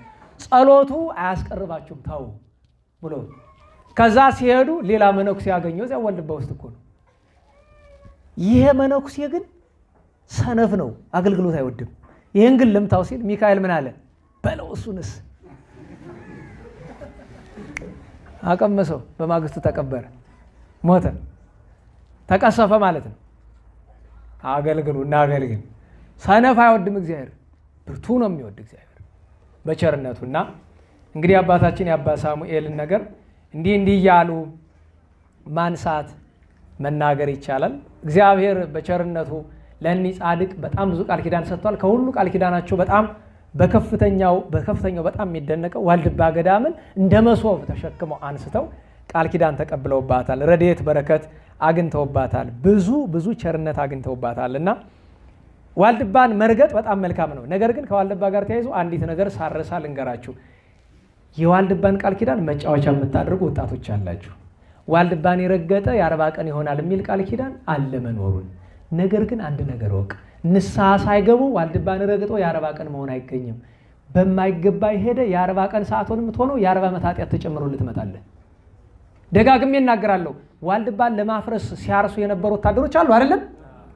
አረ ንገሩኝ። መነኮሳትን የገረፉ አሉ አይደለም? የገደሉ አሉ። ገዳሙን ረግጠውታል አልረገጡትም? እና የ40 ቀን ሕፃኑ ነዋል። አየው በማይገባ በተረቀው ትጎዳል። ስለዚህ ንስሐ ገብታችሁ ነው መሄድ። ለምን? ንስሐ አባቶቻቸውን የተው ወጣቶች ያውቃለሁ። ለምን ሲባል ዋልድባ በየዓመቱ ስለሚሄድ እዛ ሂጅ 40 ቀኑኝ እመጣለሁ ምን ችግር አለ? ይሄ ማሾፍ ነው። ይኸውላችሁ ከቅዱሳን ቃል ኪዳን ያለ ንስሐ መሳተፍ አትችሉም። ንስሐ በጣም አስፈላጊ ነገር ነው። ህይወታችን ውስጥ በጣም ልናውቀው የሚገባ ነገር ነው። አንድነት ደግሞ ወቁ። አባታችን አባ ሳሙኤል በዘመናቸው አንድ ጊዜ ጌታችን መድኃኒታችን ኢየሱስ ክርስቶስ በአካል ተገለጠላቸውና ብርሃን ሆነ አካባቢው። ከዛ ወዳጄ በሁሉ ስላስደሰትከኝ ለምነኝ፣ የምትፈልገውን አንድ ትልቅ ነገር ልስጥህ አላቸው። አስቡት፣ ምን ትላላችሁ እናንተ? ምን እናለን እኛ? አንድ ነገር ለምነኝ እስኪ ምሰጥህ። ምን እንዳሉት ታውቃላችሁ? ጌታዬ እችን እለምንሃለሁ፣ በቃ እችን ብቻ፣ የሰውን ኃጢአት እንዳላይ የራሴን ኃጢአት ብቻ እንዳያደርገኝ። አቤት ወጣት! እኔ በጣም ነው የሚያስገርም እኮ። ይሄ እኮ ነው የቅድስና ጫፍ ማለት። የሰውን ኃጢአት እንዳላይ አድርገኝ፣ በማንም እንዳልፈርድ፣ የራሴን ኃጢአት ብቻ እንዳያደርገኝ። በጣም ተገርሞ ጌታ አናግሯቸው ከሄደ በኋላ ደቀ መዝሙራቸው ሲመጣ ድፍት አለ ደምሮ፣ ሩጦ ሄደ ደንግጦ። ለካ ፊታቸው ፀሐይ ሆኗል እንዲሁ።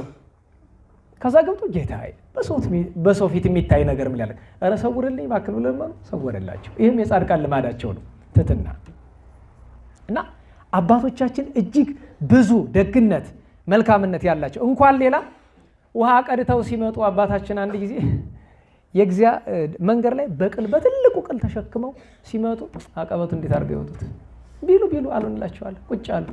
የእግዚአብሔር መልአክ መጣና ምን ሆነ ነው አላቸው። ደክም እያለች በላምጣው ተሸክሞላቸው እሳቸውንም ይዟቸው እባታቸው አድርሷቸዋል። እና በዚህ ሁሉ ቃል ኪዳን ኑረው እና በነሐሴ በ16 ወደ ሰማይ ሄደው ጎብኝተው ቃል ኪዳን ተቀብለው ተመልሰው ታኅሳስ 12 ለደቀ መዛሙርቱ ሁሉን ነገር ልቅም አድርገው ነገሩ አርፈዋል። በነገራችሁ ላይ አባ ሳሙኤል ዘዋልድባ ገድል ገበያ ላይ ብዙ አይገኝም። ያው እኛም የገዛ ነው የድሮ ነው። የሚገርማችሁ 7 መልክ ገድላቸው ውስጥ አለ። በጣም ብዙ መልክ ተጽፏል። 7 መልክ ምስጋና አላቸው ገድላቸው ውስጥ። ይገርማል።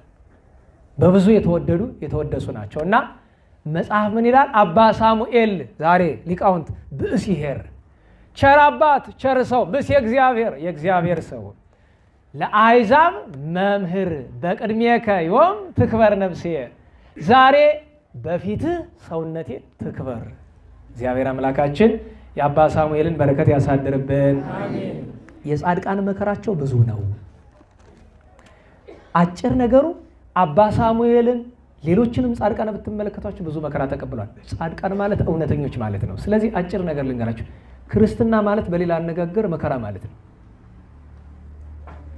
ስለዚህ ማንኛችንም በግድ ስለሚመጣው መከራ ሳይሆን በውዳችን ግን በጾም በጸሎት በስግደት መቆም አለብን። አንደኛው መከራ እሱ ነው። ሁለተኛ እውነትን መመስከር ነው። ለእውነት መቆም። ጻድቃን ማለት እውነተኞች ማለት አይደለም። ጽድቅ እውነት፣ ጻድቅ እውነተኛ፣ ጻድቃን እውነተኞች። እውነተኛ አባቶቻችን እውነትን ስለያዙ ነው ሰይጣን የሚያሰቃያቸው። የዓለም ሰዎችም ሰማዕታትን ሰዎች ጻድቃንን አጋንንት ያሰቃያቸው እውነትን ስለያዙ ነው። ዛሬ እውነትን ሁላችን ሸሸናት። ማን ይናገራት? በነገራችሁ ላይ ከሞቀበት መስፈን አሁን ፓስተሩ የሆነ ነገር ተናገረ አይደል? ሁሉ አክንፉን ከፈተ። ለምን ብትል ፓስተሩ ምንም እንደማይመልስ ታውቀዋለህ። ሌላ ቀን እስኪ እንፈታተን። እውነት ለመናገር እኔ ይገርመኛል። አንድ እውነት እንነጋገር ከተባለ መክሰስ የሚገባ ሰውየውን ሳይሆን ከሰውየው ጀርባ እንዲናገር የልብ የሰጠውን ጉልበተኛ ነው። ቤተክርስቲያን እንዲንቃት ያደረገው ሰው አለ። ታውቁታላችሁ ማን እንደሆነ? ሀገሪቱን እመቅ ውስጥ እየከተታት ያለ ሰው ታውቁታላችሁ። እኔ ስም መጥራት አልፈልግም። ምኗን የተማመነች ምኗን ምን ታሳደራለች ይባላል። እንደዛ ነው ነገሩ። ታውቁታላችሁ። ደህና ዋላችሁ። እግዚአብሔር ይመስገን። እሺ ተከሰሰ። አሁን ክስ ተብሏል አይደለም? ጥሩ ነው። ምን ትጠብቃለህ? ዳኛው ኦርቶዶክስን ስላዋረድካት 20 ዓመት ፈርጀብሃለሁ እንዲህ ነው አለም ህልም አለም። ምክንያቱም ዳኛው የሱ ብጤ ነው። አታውቅም? አቃቤ ሕጉ የሱ፣ ዳኛው የሱ፣ ፖሊሱ የሱ፣ እንትና የሱ፣ ሁሉ የሱ። አንተ ያለ ማን ነው? መጀመሪያ ራስን አጥራ። መፈራት ትፈልጋለህ? መጀመሪያ እኮ አፉን አይከፍትም ነበረ።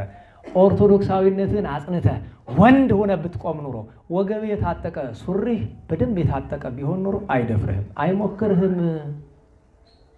አይሞክርህም ጨርሶ። እውነቱ እሱ ነው።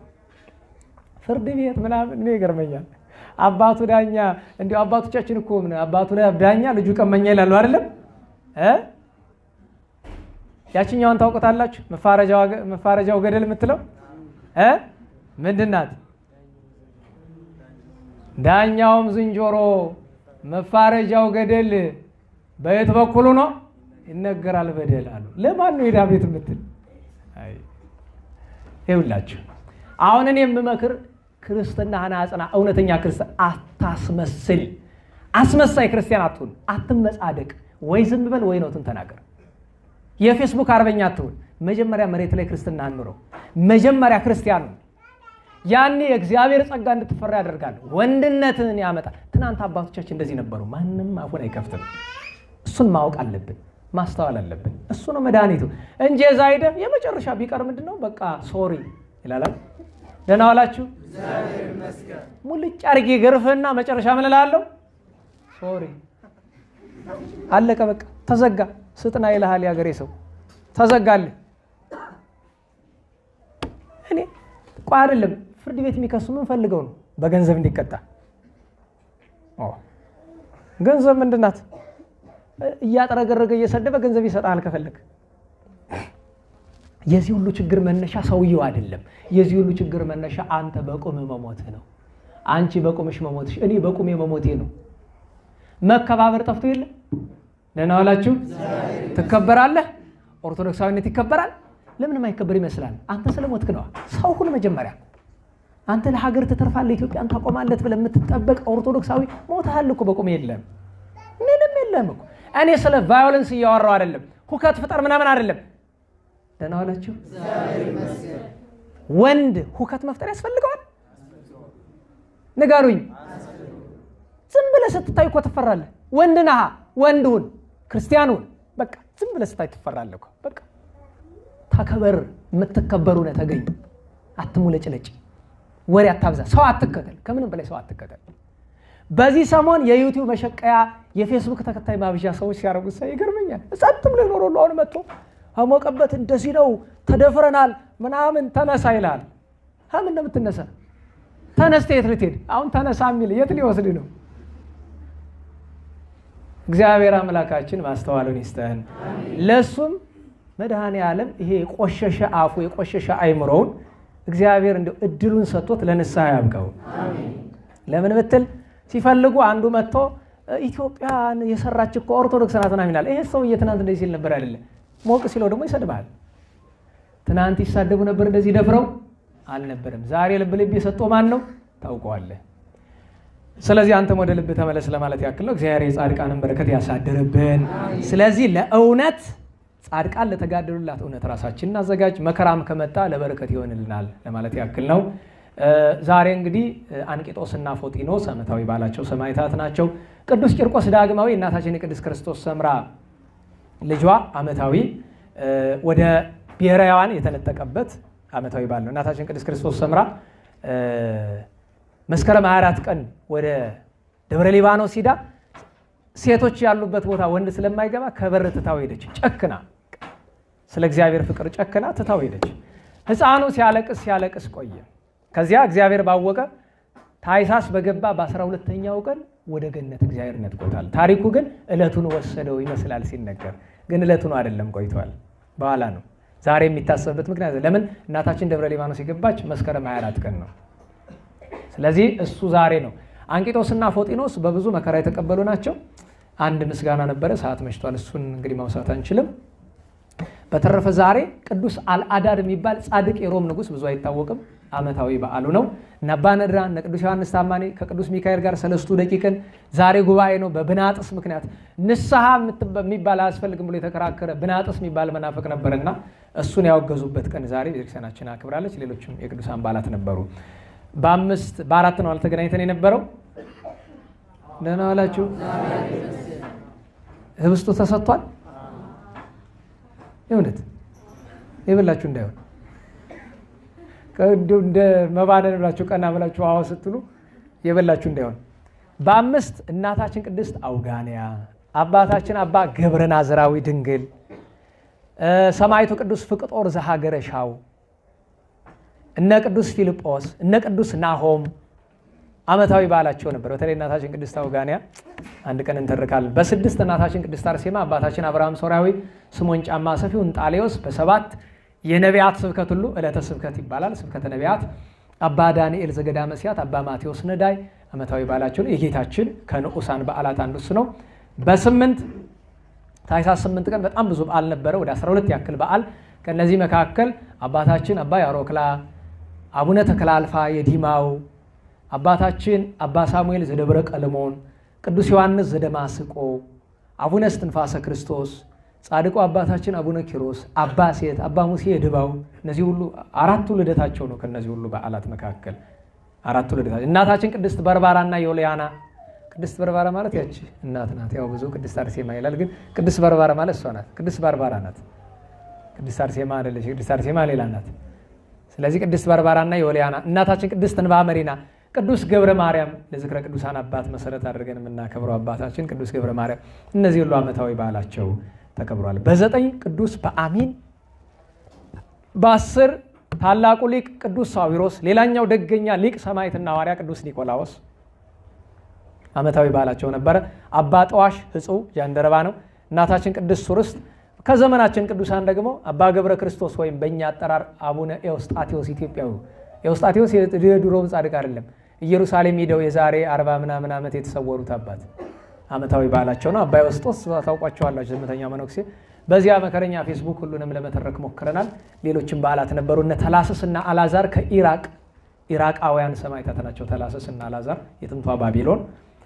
በ11 ደገኛው ጻድቅ አባ በኪሞስ ጻድቁ በኪሞስ ዓመታዊ በዓሉ። ማር ገላውዲዮስ ልደቱ ነበረ። ታላቁ ሰማዕት ቴዎድሮስ ሁለቱም ልደታቸው ነው። በ12 መቼ ነው 12 ደረስን? ዛሬማ ተነጋግረናል። ነገ በ13 መነኩሴው ጻድቁ አባ መቃርስ፣ አባ አብራኮስ፣ አባ በጸንፈሪዎስ፣ አባ ሚካኤል ከነዚህ ሁሉ ጋር ጎንደሬው ጻድቅ ግን ጎንደሬ አይደለም። ጎንደሬ የምላችሁ ጎንደር ስለተከፈረ አሁን ዛሬ መቼም ይሄ ሰውዬ ብሎ ደግሞ ጻድቃንን ጎንደሬ ሊያደርጋቸው በአባይ በረሃ ለ30 ዓመት የተጋደለ ከጠለምት እስከ አባይ እስከ ጎንደር መከራ የተቀበለ ደርሰን በረከቱን የተሳተፍንለት ደገኛ ጻድቅ ሰው አባ ተክለ ማርያም ነገ 15ኛ ዓመት ረፍቱ ነው። ደብረ ምጥማቅ መቃብሩ። ባለፈው ሰው ቅስ ሰምቶ ነው መሰል አንድ ሰው ሄደ አጽድታል። ጥሩ ነው ግን አልቻልክበትም። ያጸዳ ሰው እዚህ መሀል ካለ በደንብ አጽዳ። እህቶች ናቸው የምትመቹ ለማጽዳት። በእውነቱ ወንድ ልጅ ብዙ እጁ ለዱላ ነው እንጂ ለዚህ አያቀናም ብዙና እውነቴን ነው አልቻለበትም። ያጸዳ ሰው ብዙ አልቻለበትም። ግን ጥሩ ነው። ሙከራን አድንቄያለሁ። የዛኛው ጉባኤ ነው ወቀስኩ። እንግዲህ ላትኖርም ትችል ይሆናል።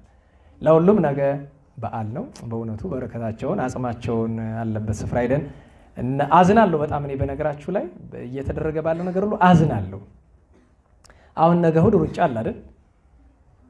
ደህና ዋላችሁ? ለሩፋኤል ከሰማይ ሆኖ ሩጡልኝ ናቸው። ንስሐ ግቡ ቢባል ሰው ንስሐውን ትቶ ስጋው ደግሞ ቅድስናውን ትቶ ምንድን ነው የሚያምረው? ሩጫ። የሰይጣን ስራ መሆኑ የምታውቁት መቼ ነው የሚሮጠው? በሰንበት ቀን አይደለም? ይኸውላችሁ እኔ ቤተክርስቲያኑ እንዲሰራ ከሆነ ይኸውላችሁ ቲሸርቱን ግዙ፣ ግን አትሩጡ። በሞት ልለምናችሁ እንደው በሌላ አላችሁ እንደው በኔ ሞት ይሆንባችሁ። ቲሸርቱን ግዙ ገንዘብ ካላችሁ፣ ግን አትሩጡ። እንደው ሰንበት መሻር ምን ያደርጋል? ምን ቅድስና ያስገኛል? እሺ ያላወቁ ሰዎች ባለማወቅ ብለን እንተው። እሺ ግድ የለም። እሺ መልካም አስበው ሊሆን ይችላል፣ መስሏቸው ሊሆን ይችላል። ለምን ይሄን የሚያስተባብሩ ሰዎች በአብዛኞቹ የክርስትና ፊደል ያልቆጠሩ ሰዎች ናቸው። እናውቃለን። ቤተክርስቲያኑ የተስማማ ገንዘብ ነው የሚፈልግ። ቤተክርስቲያን አንተ ቤተክርስቲያን ያለው ሰበካ ጉባኤ አስተዳዳሪ አንተ ድፍት ብለህ ገንዘብ ብትሰጠው ደስታው ነው። አንተ ለምን ከአርባ አትቆራረጥም? ለምን ብትሉ በዚህ ዘመን የሚያስደስታቸው ብቸኛው ነገር ገንዘብ ገቢ ነው። ታውቃላችሁ ቤተክርስቲያን ታቦት የሚወጣ ለገንዘብ ነው። ሁሉ ደብር ላይ ሆነ ይችላል። እኔ በግልጽ መነጋገር ስላለብን ለምን ለምሳሌ እኛ የዳር መርቆሬዎስ ታቦት እናወጣለን፣ ትንሽ ሳንቲም ይገኛል። የሐምሌ መርቆሬዎስ የዓመት ነው፣ ታቦት አይወጣም፣ 74 ሳንቲም አይገኝም። የታህሳስ ባታ 2 ሚሊዮን 3 ሚሊዮን ይገኛል ይባላል አይደለም? እስኪ የታህሳስ ባታ ታቦቱን አስቀረው፣ በግማሽ ገንዘቡ ይቀንሳል። ለምን? እኛም ለምደናል። ታቦት ከወጣ ነው ሳንቲም የምንወረውረው። ለምንድን ነው እንዲህ የምናደርገው? እሱ ብቻ አይደለም። አሁን ተረኞቹ ደብረ ምጥማቆች ሊያፈርሱት ነው። ደብረ ምጥማቅ ቤተክርስቲያን ሊያፈርሱ ነው። እኔ ግን የጎንደርን ሰው ማስቸገር ሰው የሚሰለቸው አይመስላቸውም? ታውቃላችሁ የቅዱስ ሩፋኤል በደጅ ተሳለሜ ለመመለስ ልመናው ጭንቅላት ነው የሚያዞር። የቆመ ቤተክርስቲያን አሁን ደብረ ምጥማቅ ምን አለ? ምን አደረገ? ምን በደለ? አንዱ በቀደም ከእናንተ መሀል ይሆናል ሜሴጅ አደረገልኝ። ትልቁን ወይራ ሊቆርጡት ነው መቃረቢያ ምናምን ብለው ና እባክህ አለኝ። ቅዳሜ ሄጄ ዓርብ ዕለት ሄጄ እባካችሁ እያለሁኝ የሰማኝ የለም። ማን ይሰማኛል? ጥሩ ነው። እንዲሰሙኝ ሰዎች እንዲሰማችሁ ሁለት ነገር ያስፈልጋል። ወይ በገንዘብ መደለል አለብኝ፣ ካልሆነ ቫዮለንስ ሁከት መፍጠር አለብኝ። ወጣት ሰብስቦ እኮ እዛ ሁከት መፍጠር ቀላል ነው። ልሰብስብ ካልኩኝ እኮ 100-200 ወጣት ይዤለት እሄዳለሁ። የታባት ደርሳለህ ብሎ አንድ ሁለት ጊዜ ቢቀነድበው አልፎ ይቀመጣል እኮ። ግን ክርስትና ነው። ይሄን አላደርግም እኔ ማልነግራችሁ አላደርግም እኔ እንጂ እንደዛ ይደረገ ቢባል የተቀመጥኩበት ደብር ጀምሮ ብዙ ቦታ እንደዛ ማድረግ ይቻላል። ምክንያቱም በዚህ ዘመን ጉልበት ነው የሚፈራው፣ ቀጥሎ ገንዘብ ነው። እኔ ገንዘብ የለኝም። ገንዘብ ለማግኘት አብዛኛው አካሄዱ ህገወጥ ስለሆነ ምንም ማድረግ አልችልም። እናስቡት። እኔ ነገርኳቸው። ይሄ ቤተክርስቲያኑን አፍርሰን እንሰራለን። አስቡ። አንደኛ ለስንት ዓመት ሩፋኤል ቆሞ ቀረ። እኔ የሚገርማችሁ አንዲት ሴት ማናገር ፈልጋለሁ አንተን ብላለች አለኝ። ምንድነው የፈለገች ሲባል ለቅዱስ ሩፋኤል 1.ምናምን ሚሊዮን መስጠት ፈልጋ ነው።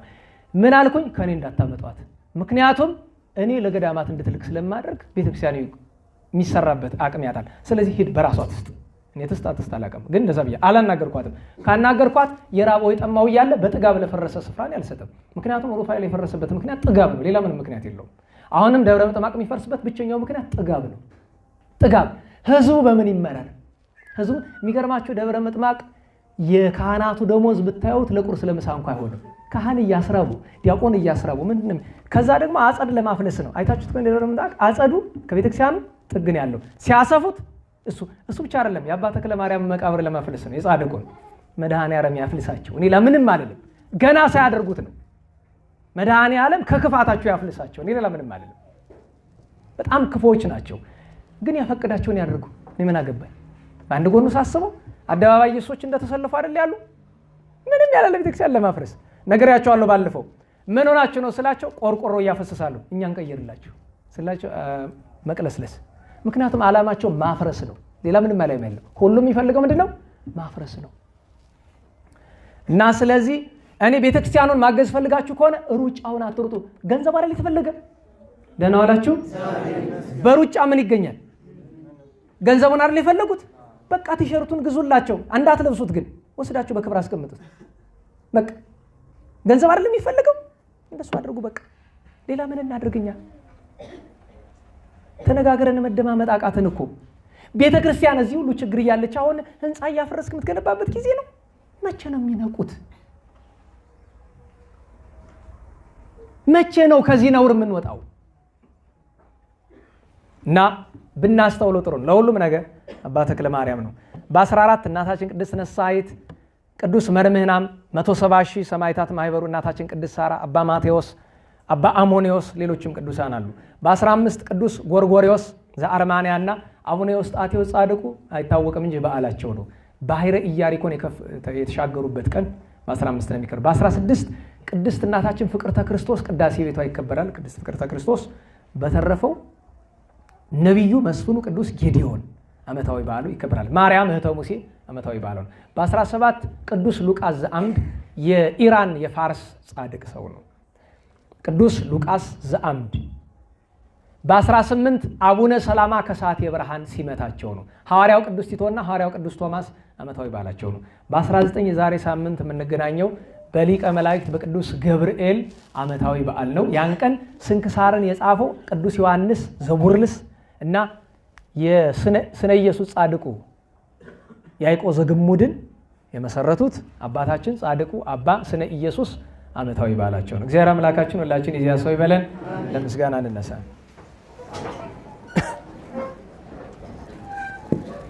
ስብሐት ለአብ ስብሐት ለወልድ ስብሐት ለመንፈስ ቅዱስ ስብሐት ለአብ ስብሐት ለወልድ ስብሐት ለመንፈስ ቅዱስ ስብሐት ለአብ ስብሐት ለወልድ ስብሐት ለመንፈስ ቅዱስ ስብሐት ለእግዝእትነ ማርያም ድንግል ወላዲተ አምላክ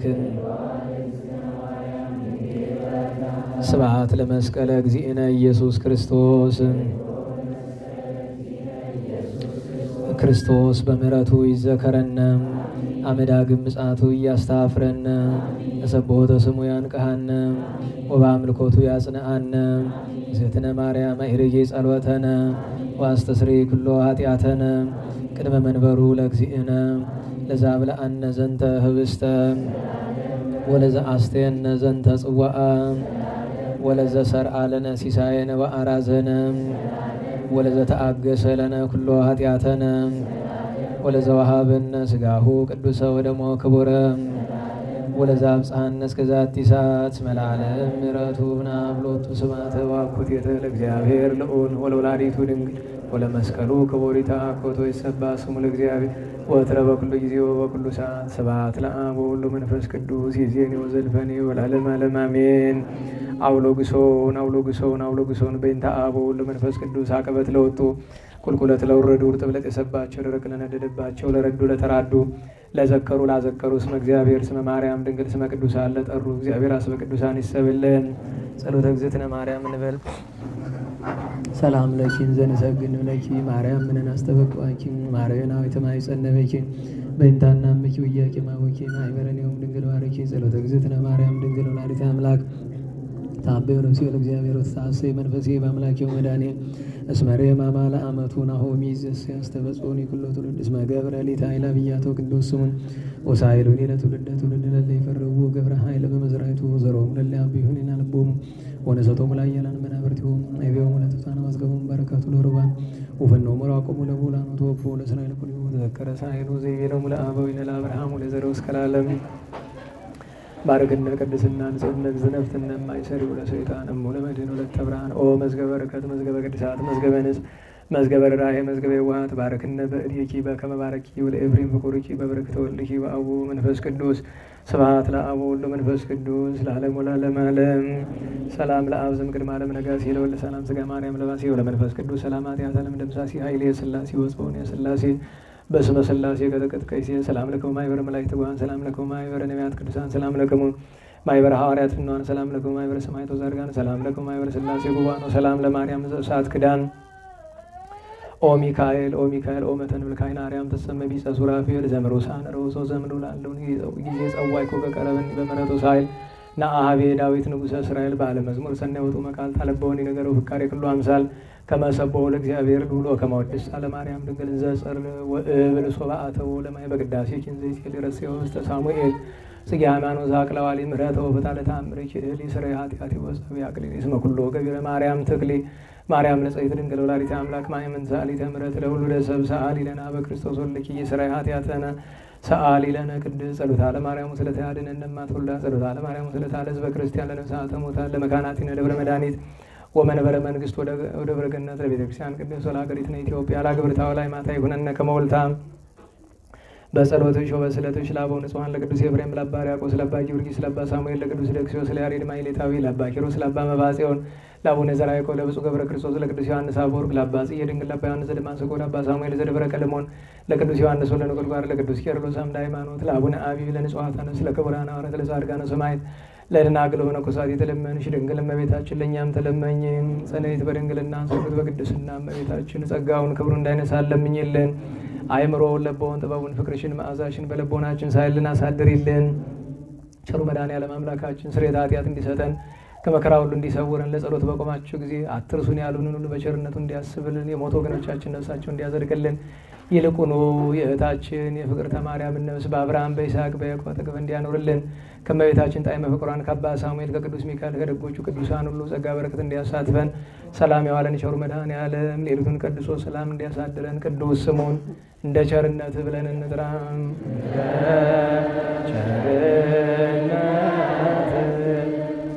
አቤቱ ማረን፣ አቤቱ ማረን፣ እንደ ምሕረትህ ይቅርታን ስጠን፣ ይቅርታን ስጠን ከኃጢአት የማንሳኝ ከክፉ በደሌ ከብዙ በደሌ ለዚያች ክፉ ኃጢአት እንዳልሆናት ሎሌ እንዳልሆናት ሎሌ እኔስ አበሳዬን በደሌን ሳውቀው ክፋቴን ሳውቀው ከቶስ የሚያድነኝ ቸርነት ነው በጎነት ነው። አንተን ብቻ በደልኩ ክፉ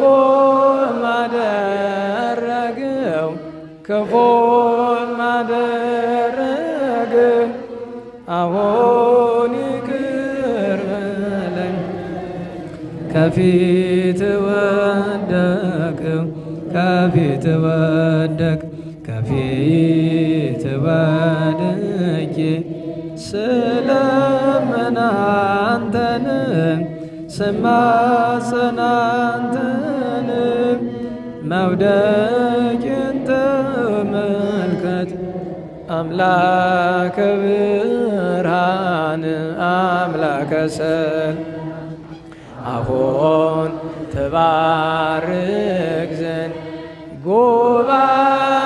ጉባኤያችንን ጸሎታችንን ጌታ ሆይ ላክልን መንፈስ ቅዱስን ድንግል ማርያምንም አሁን ትጠብቅ ዘንድ ሀገራችንን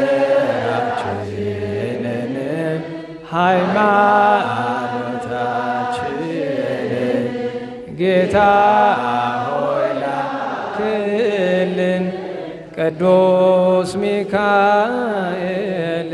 ቅዱስ ገብርኤል አባታችን ሆይ በሰማያት የምትኖር ስምህ ይቀደስ፣ መንግሥትህ ትምጣ፣ ፈቃድህ በሰማይ እንደሆነች እንዲሁም በምድር የዕለት ምግባችንን ስጠን ዛሬ፣ በደላችንም ይቅር በለን እኛም የበደልን፣ አቤቱ ወደ ፈተና አታግባን ከክፉ ሁሉ አድነን እንጂ መንግሥት ያንተ ናት፣ ኃይል፣ ክብር፣ ምስጋና ለዘላለሙ አሜን። እመቤታችን ቅድስት ድንግል ማርያም ሆይ በመልአኩ በቅዱስ ገብርኤል ሰላም እንልሻለን። በሐሳብሽ ድንግል በሥጋሽም ድንግል ነሽ። የአሸናፊ እግዚአብሔር እናት ሰላምታ ላንቺ ይገባሻል። ከሴቶች ሁሉ ተለይት አንቺ ቡርክት ነሽ፣ የማኅፀንሽም ፍሬ ቡሩክ ነው። ጸጋን የተመላሽ ቅድስት ሆይ ደስ ይበልሽ፣ ልዑል እግዚአብሔር ከአንቺ ጋር ነውና ከተወደደ ልጅሽ ከጌታችን ከመድኃኒታችን ከኢየሱስ ክርስቶስ ዘንድ ይቅርታና ምሕረትን ለምኝ ኃጢአታችንን ይቅር ይለን ዘንድ ለዘላለሙ አሜን። ክብር ምስጋና ይሁን አንድ አምላክ ለመንፈስ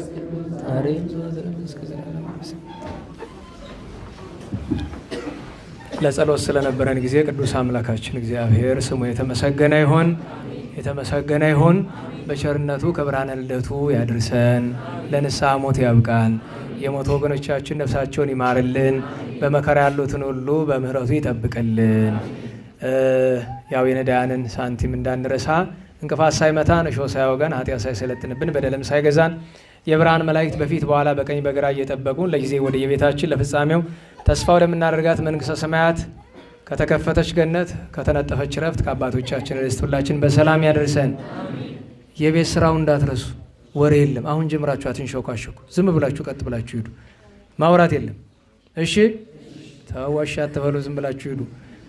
ዝም ነው። እሺ ውሃ ዝም ነው። በቃ ዝም ነው። እኔ ብቻ ነው የምለፈልፍ። እናንተ ቀጥ ብላችሁ ሁለትም ብትወርም ማውራት የለም። ዝም ብላችሁ ፈተና ነው። እቤታችሁ ድረሱ አደራ። ስብሐት ለእግዚአብሔር ልዑል ወለወላዲቱ ድንግል ወለመስቀሉ ክቡር ዕፀ ሣህል አሜን።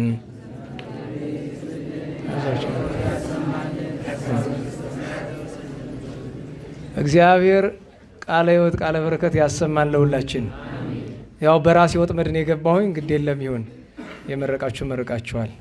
ጸጋ ነሣኢነ ወሕይወተ ረከብነ ጸጋ ነሣኢነ ወሕይወተ ረከብነ በኃይለ መስቀሉ ለኢየሱስ ክርስቶስ በኃይለ መስቀሉ በኃይለ መስቀሉ ለኢየሱስ ክርስቶስ በኃይለ መስቀሉ ኪያከ እግዚኦ ነአኩት ወንሴብሐከ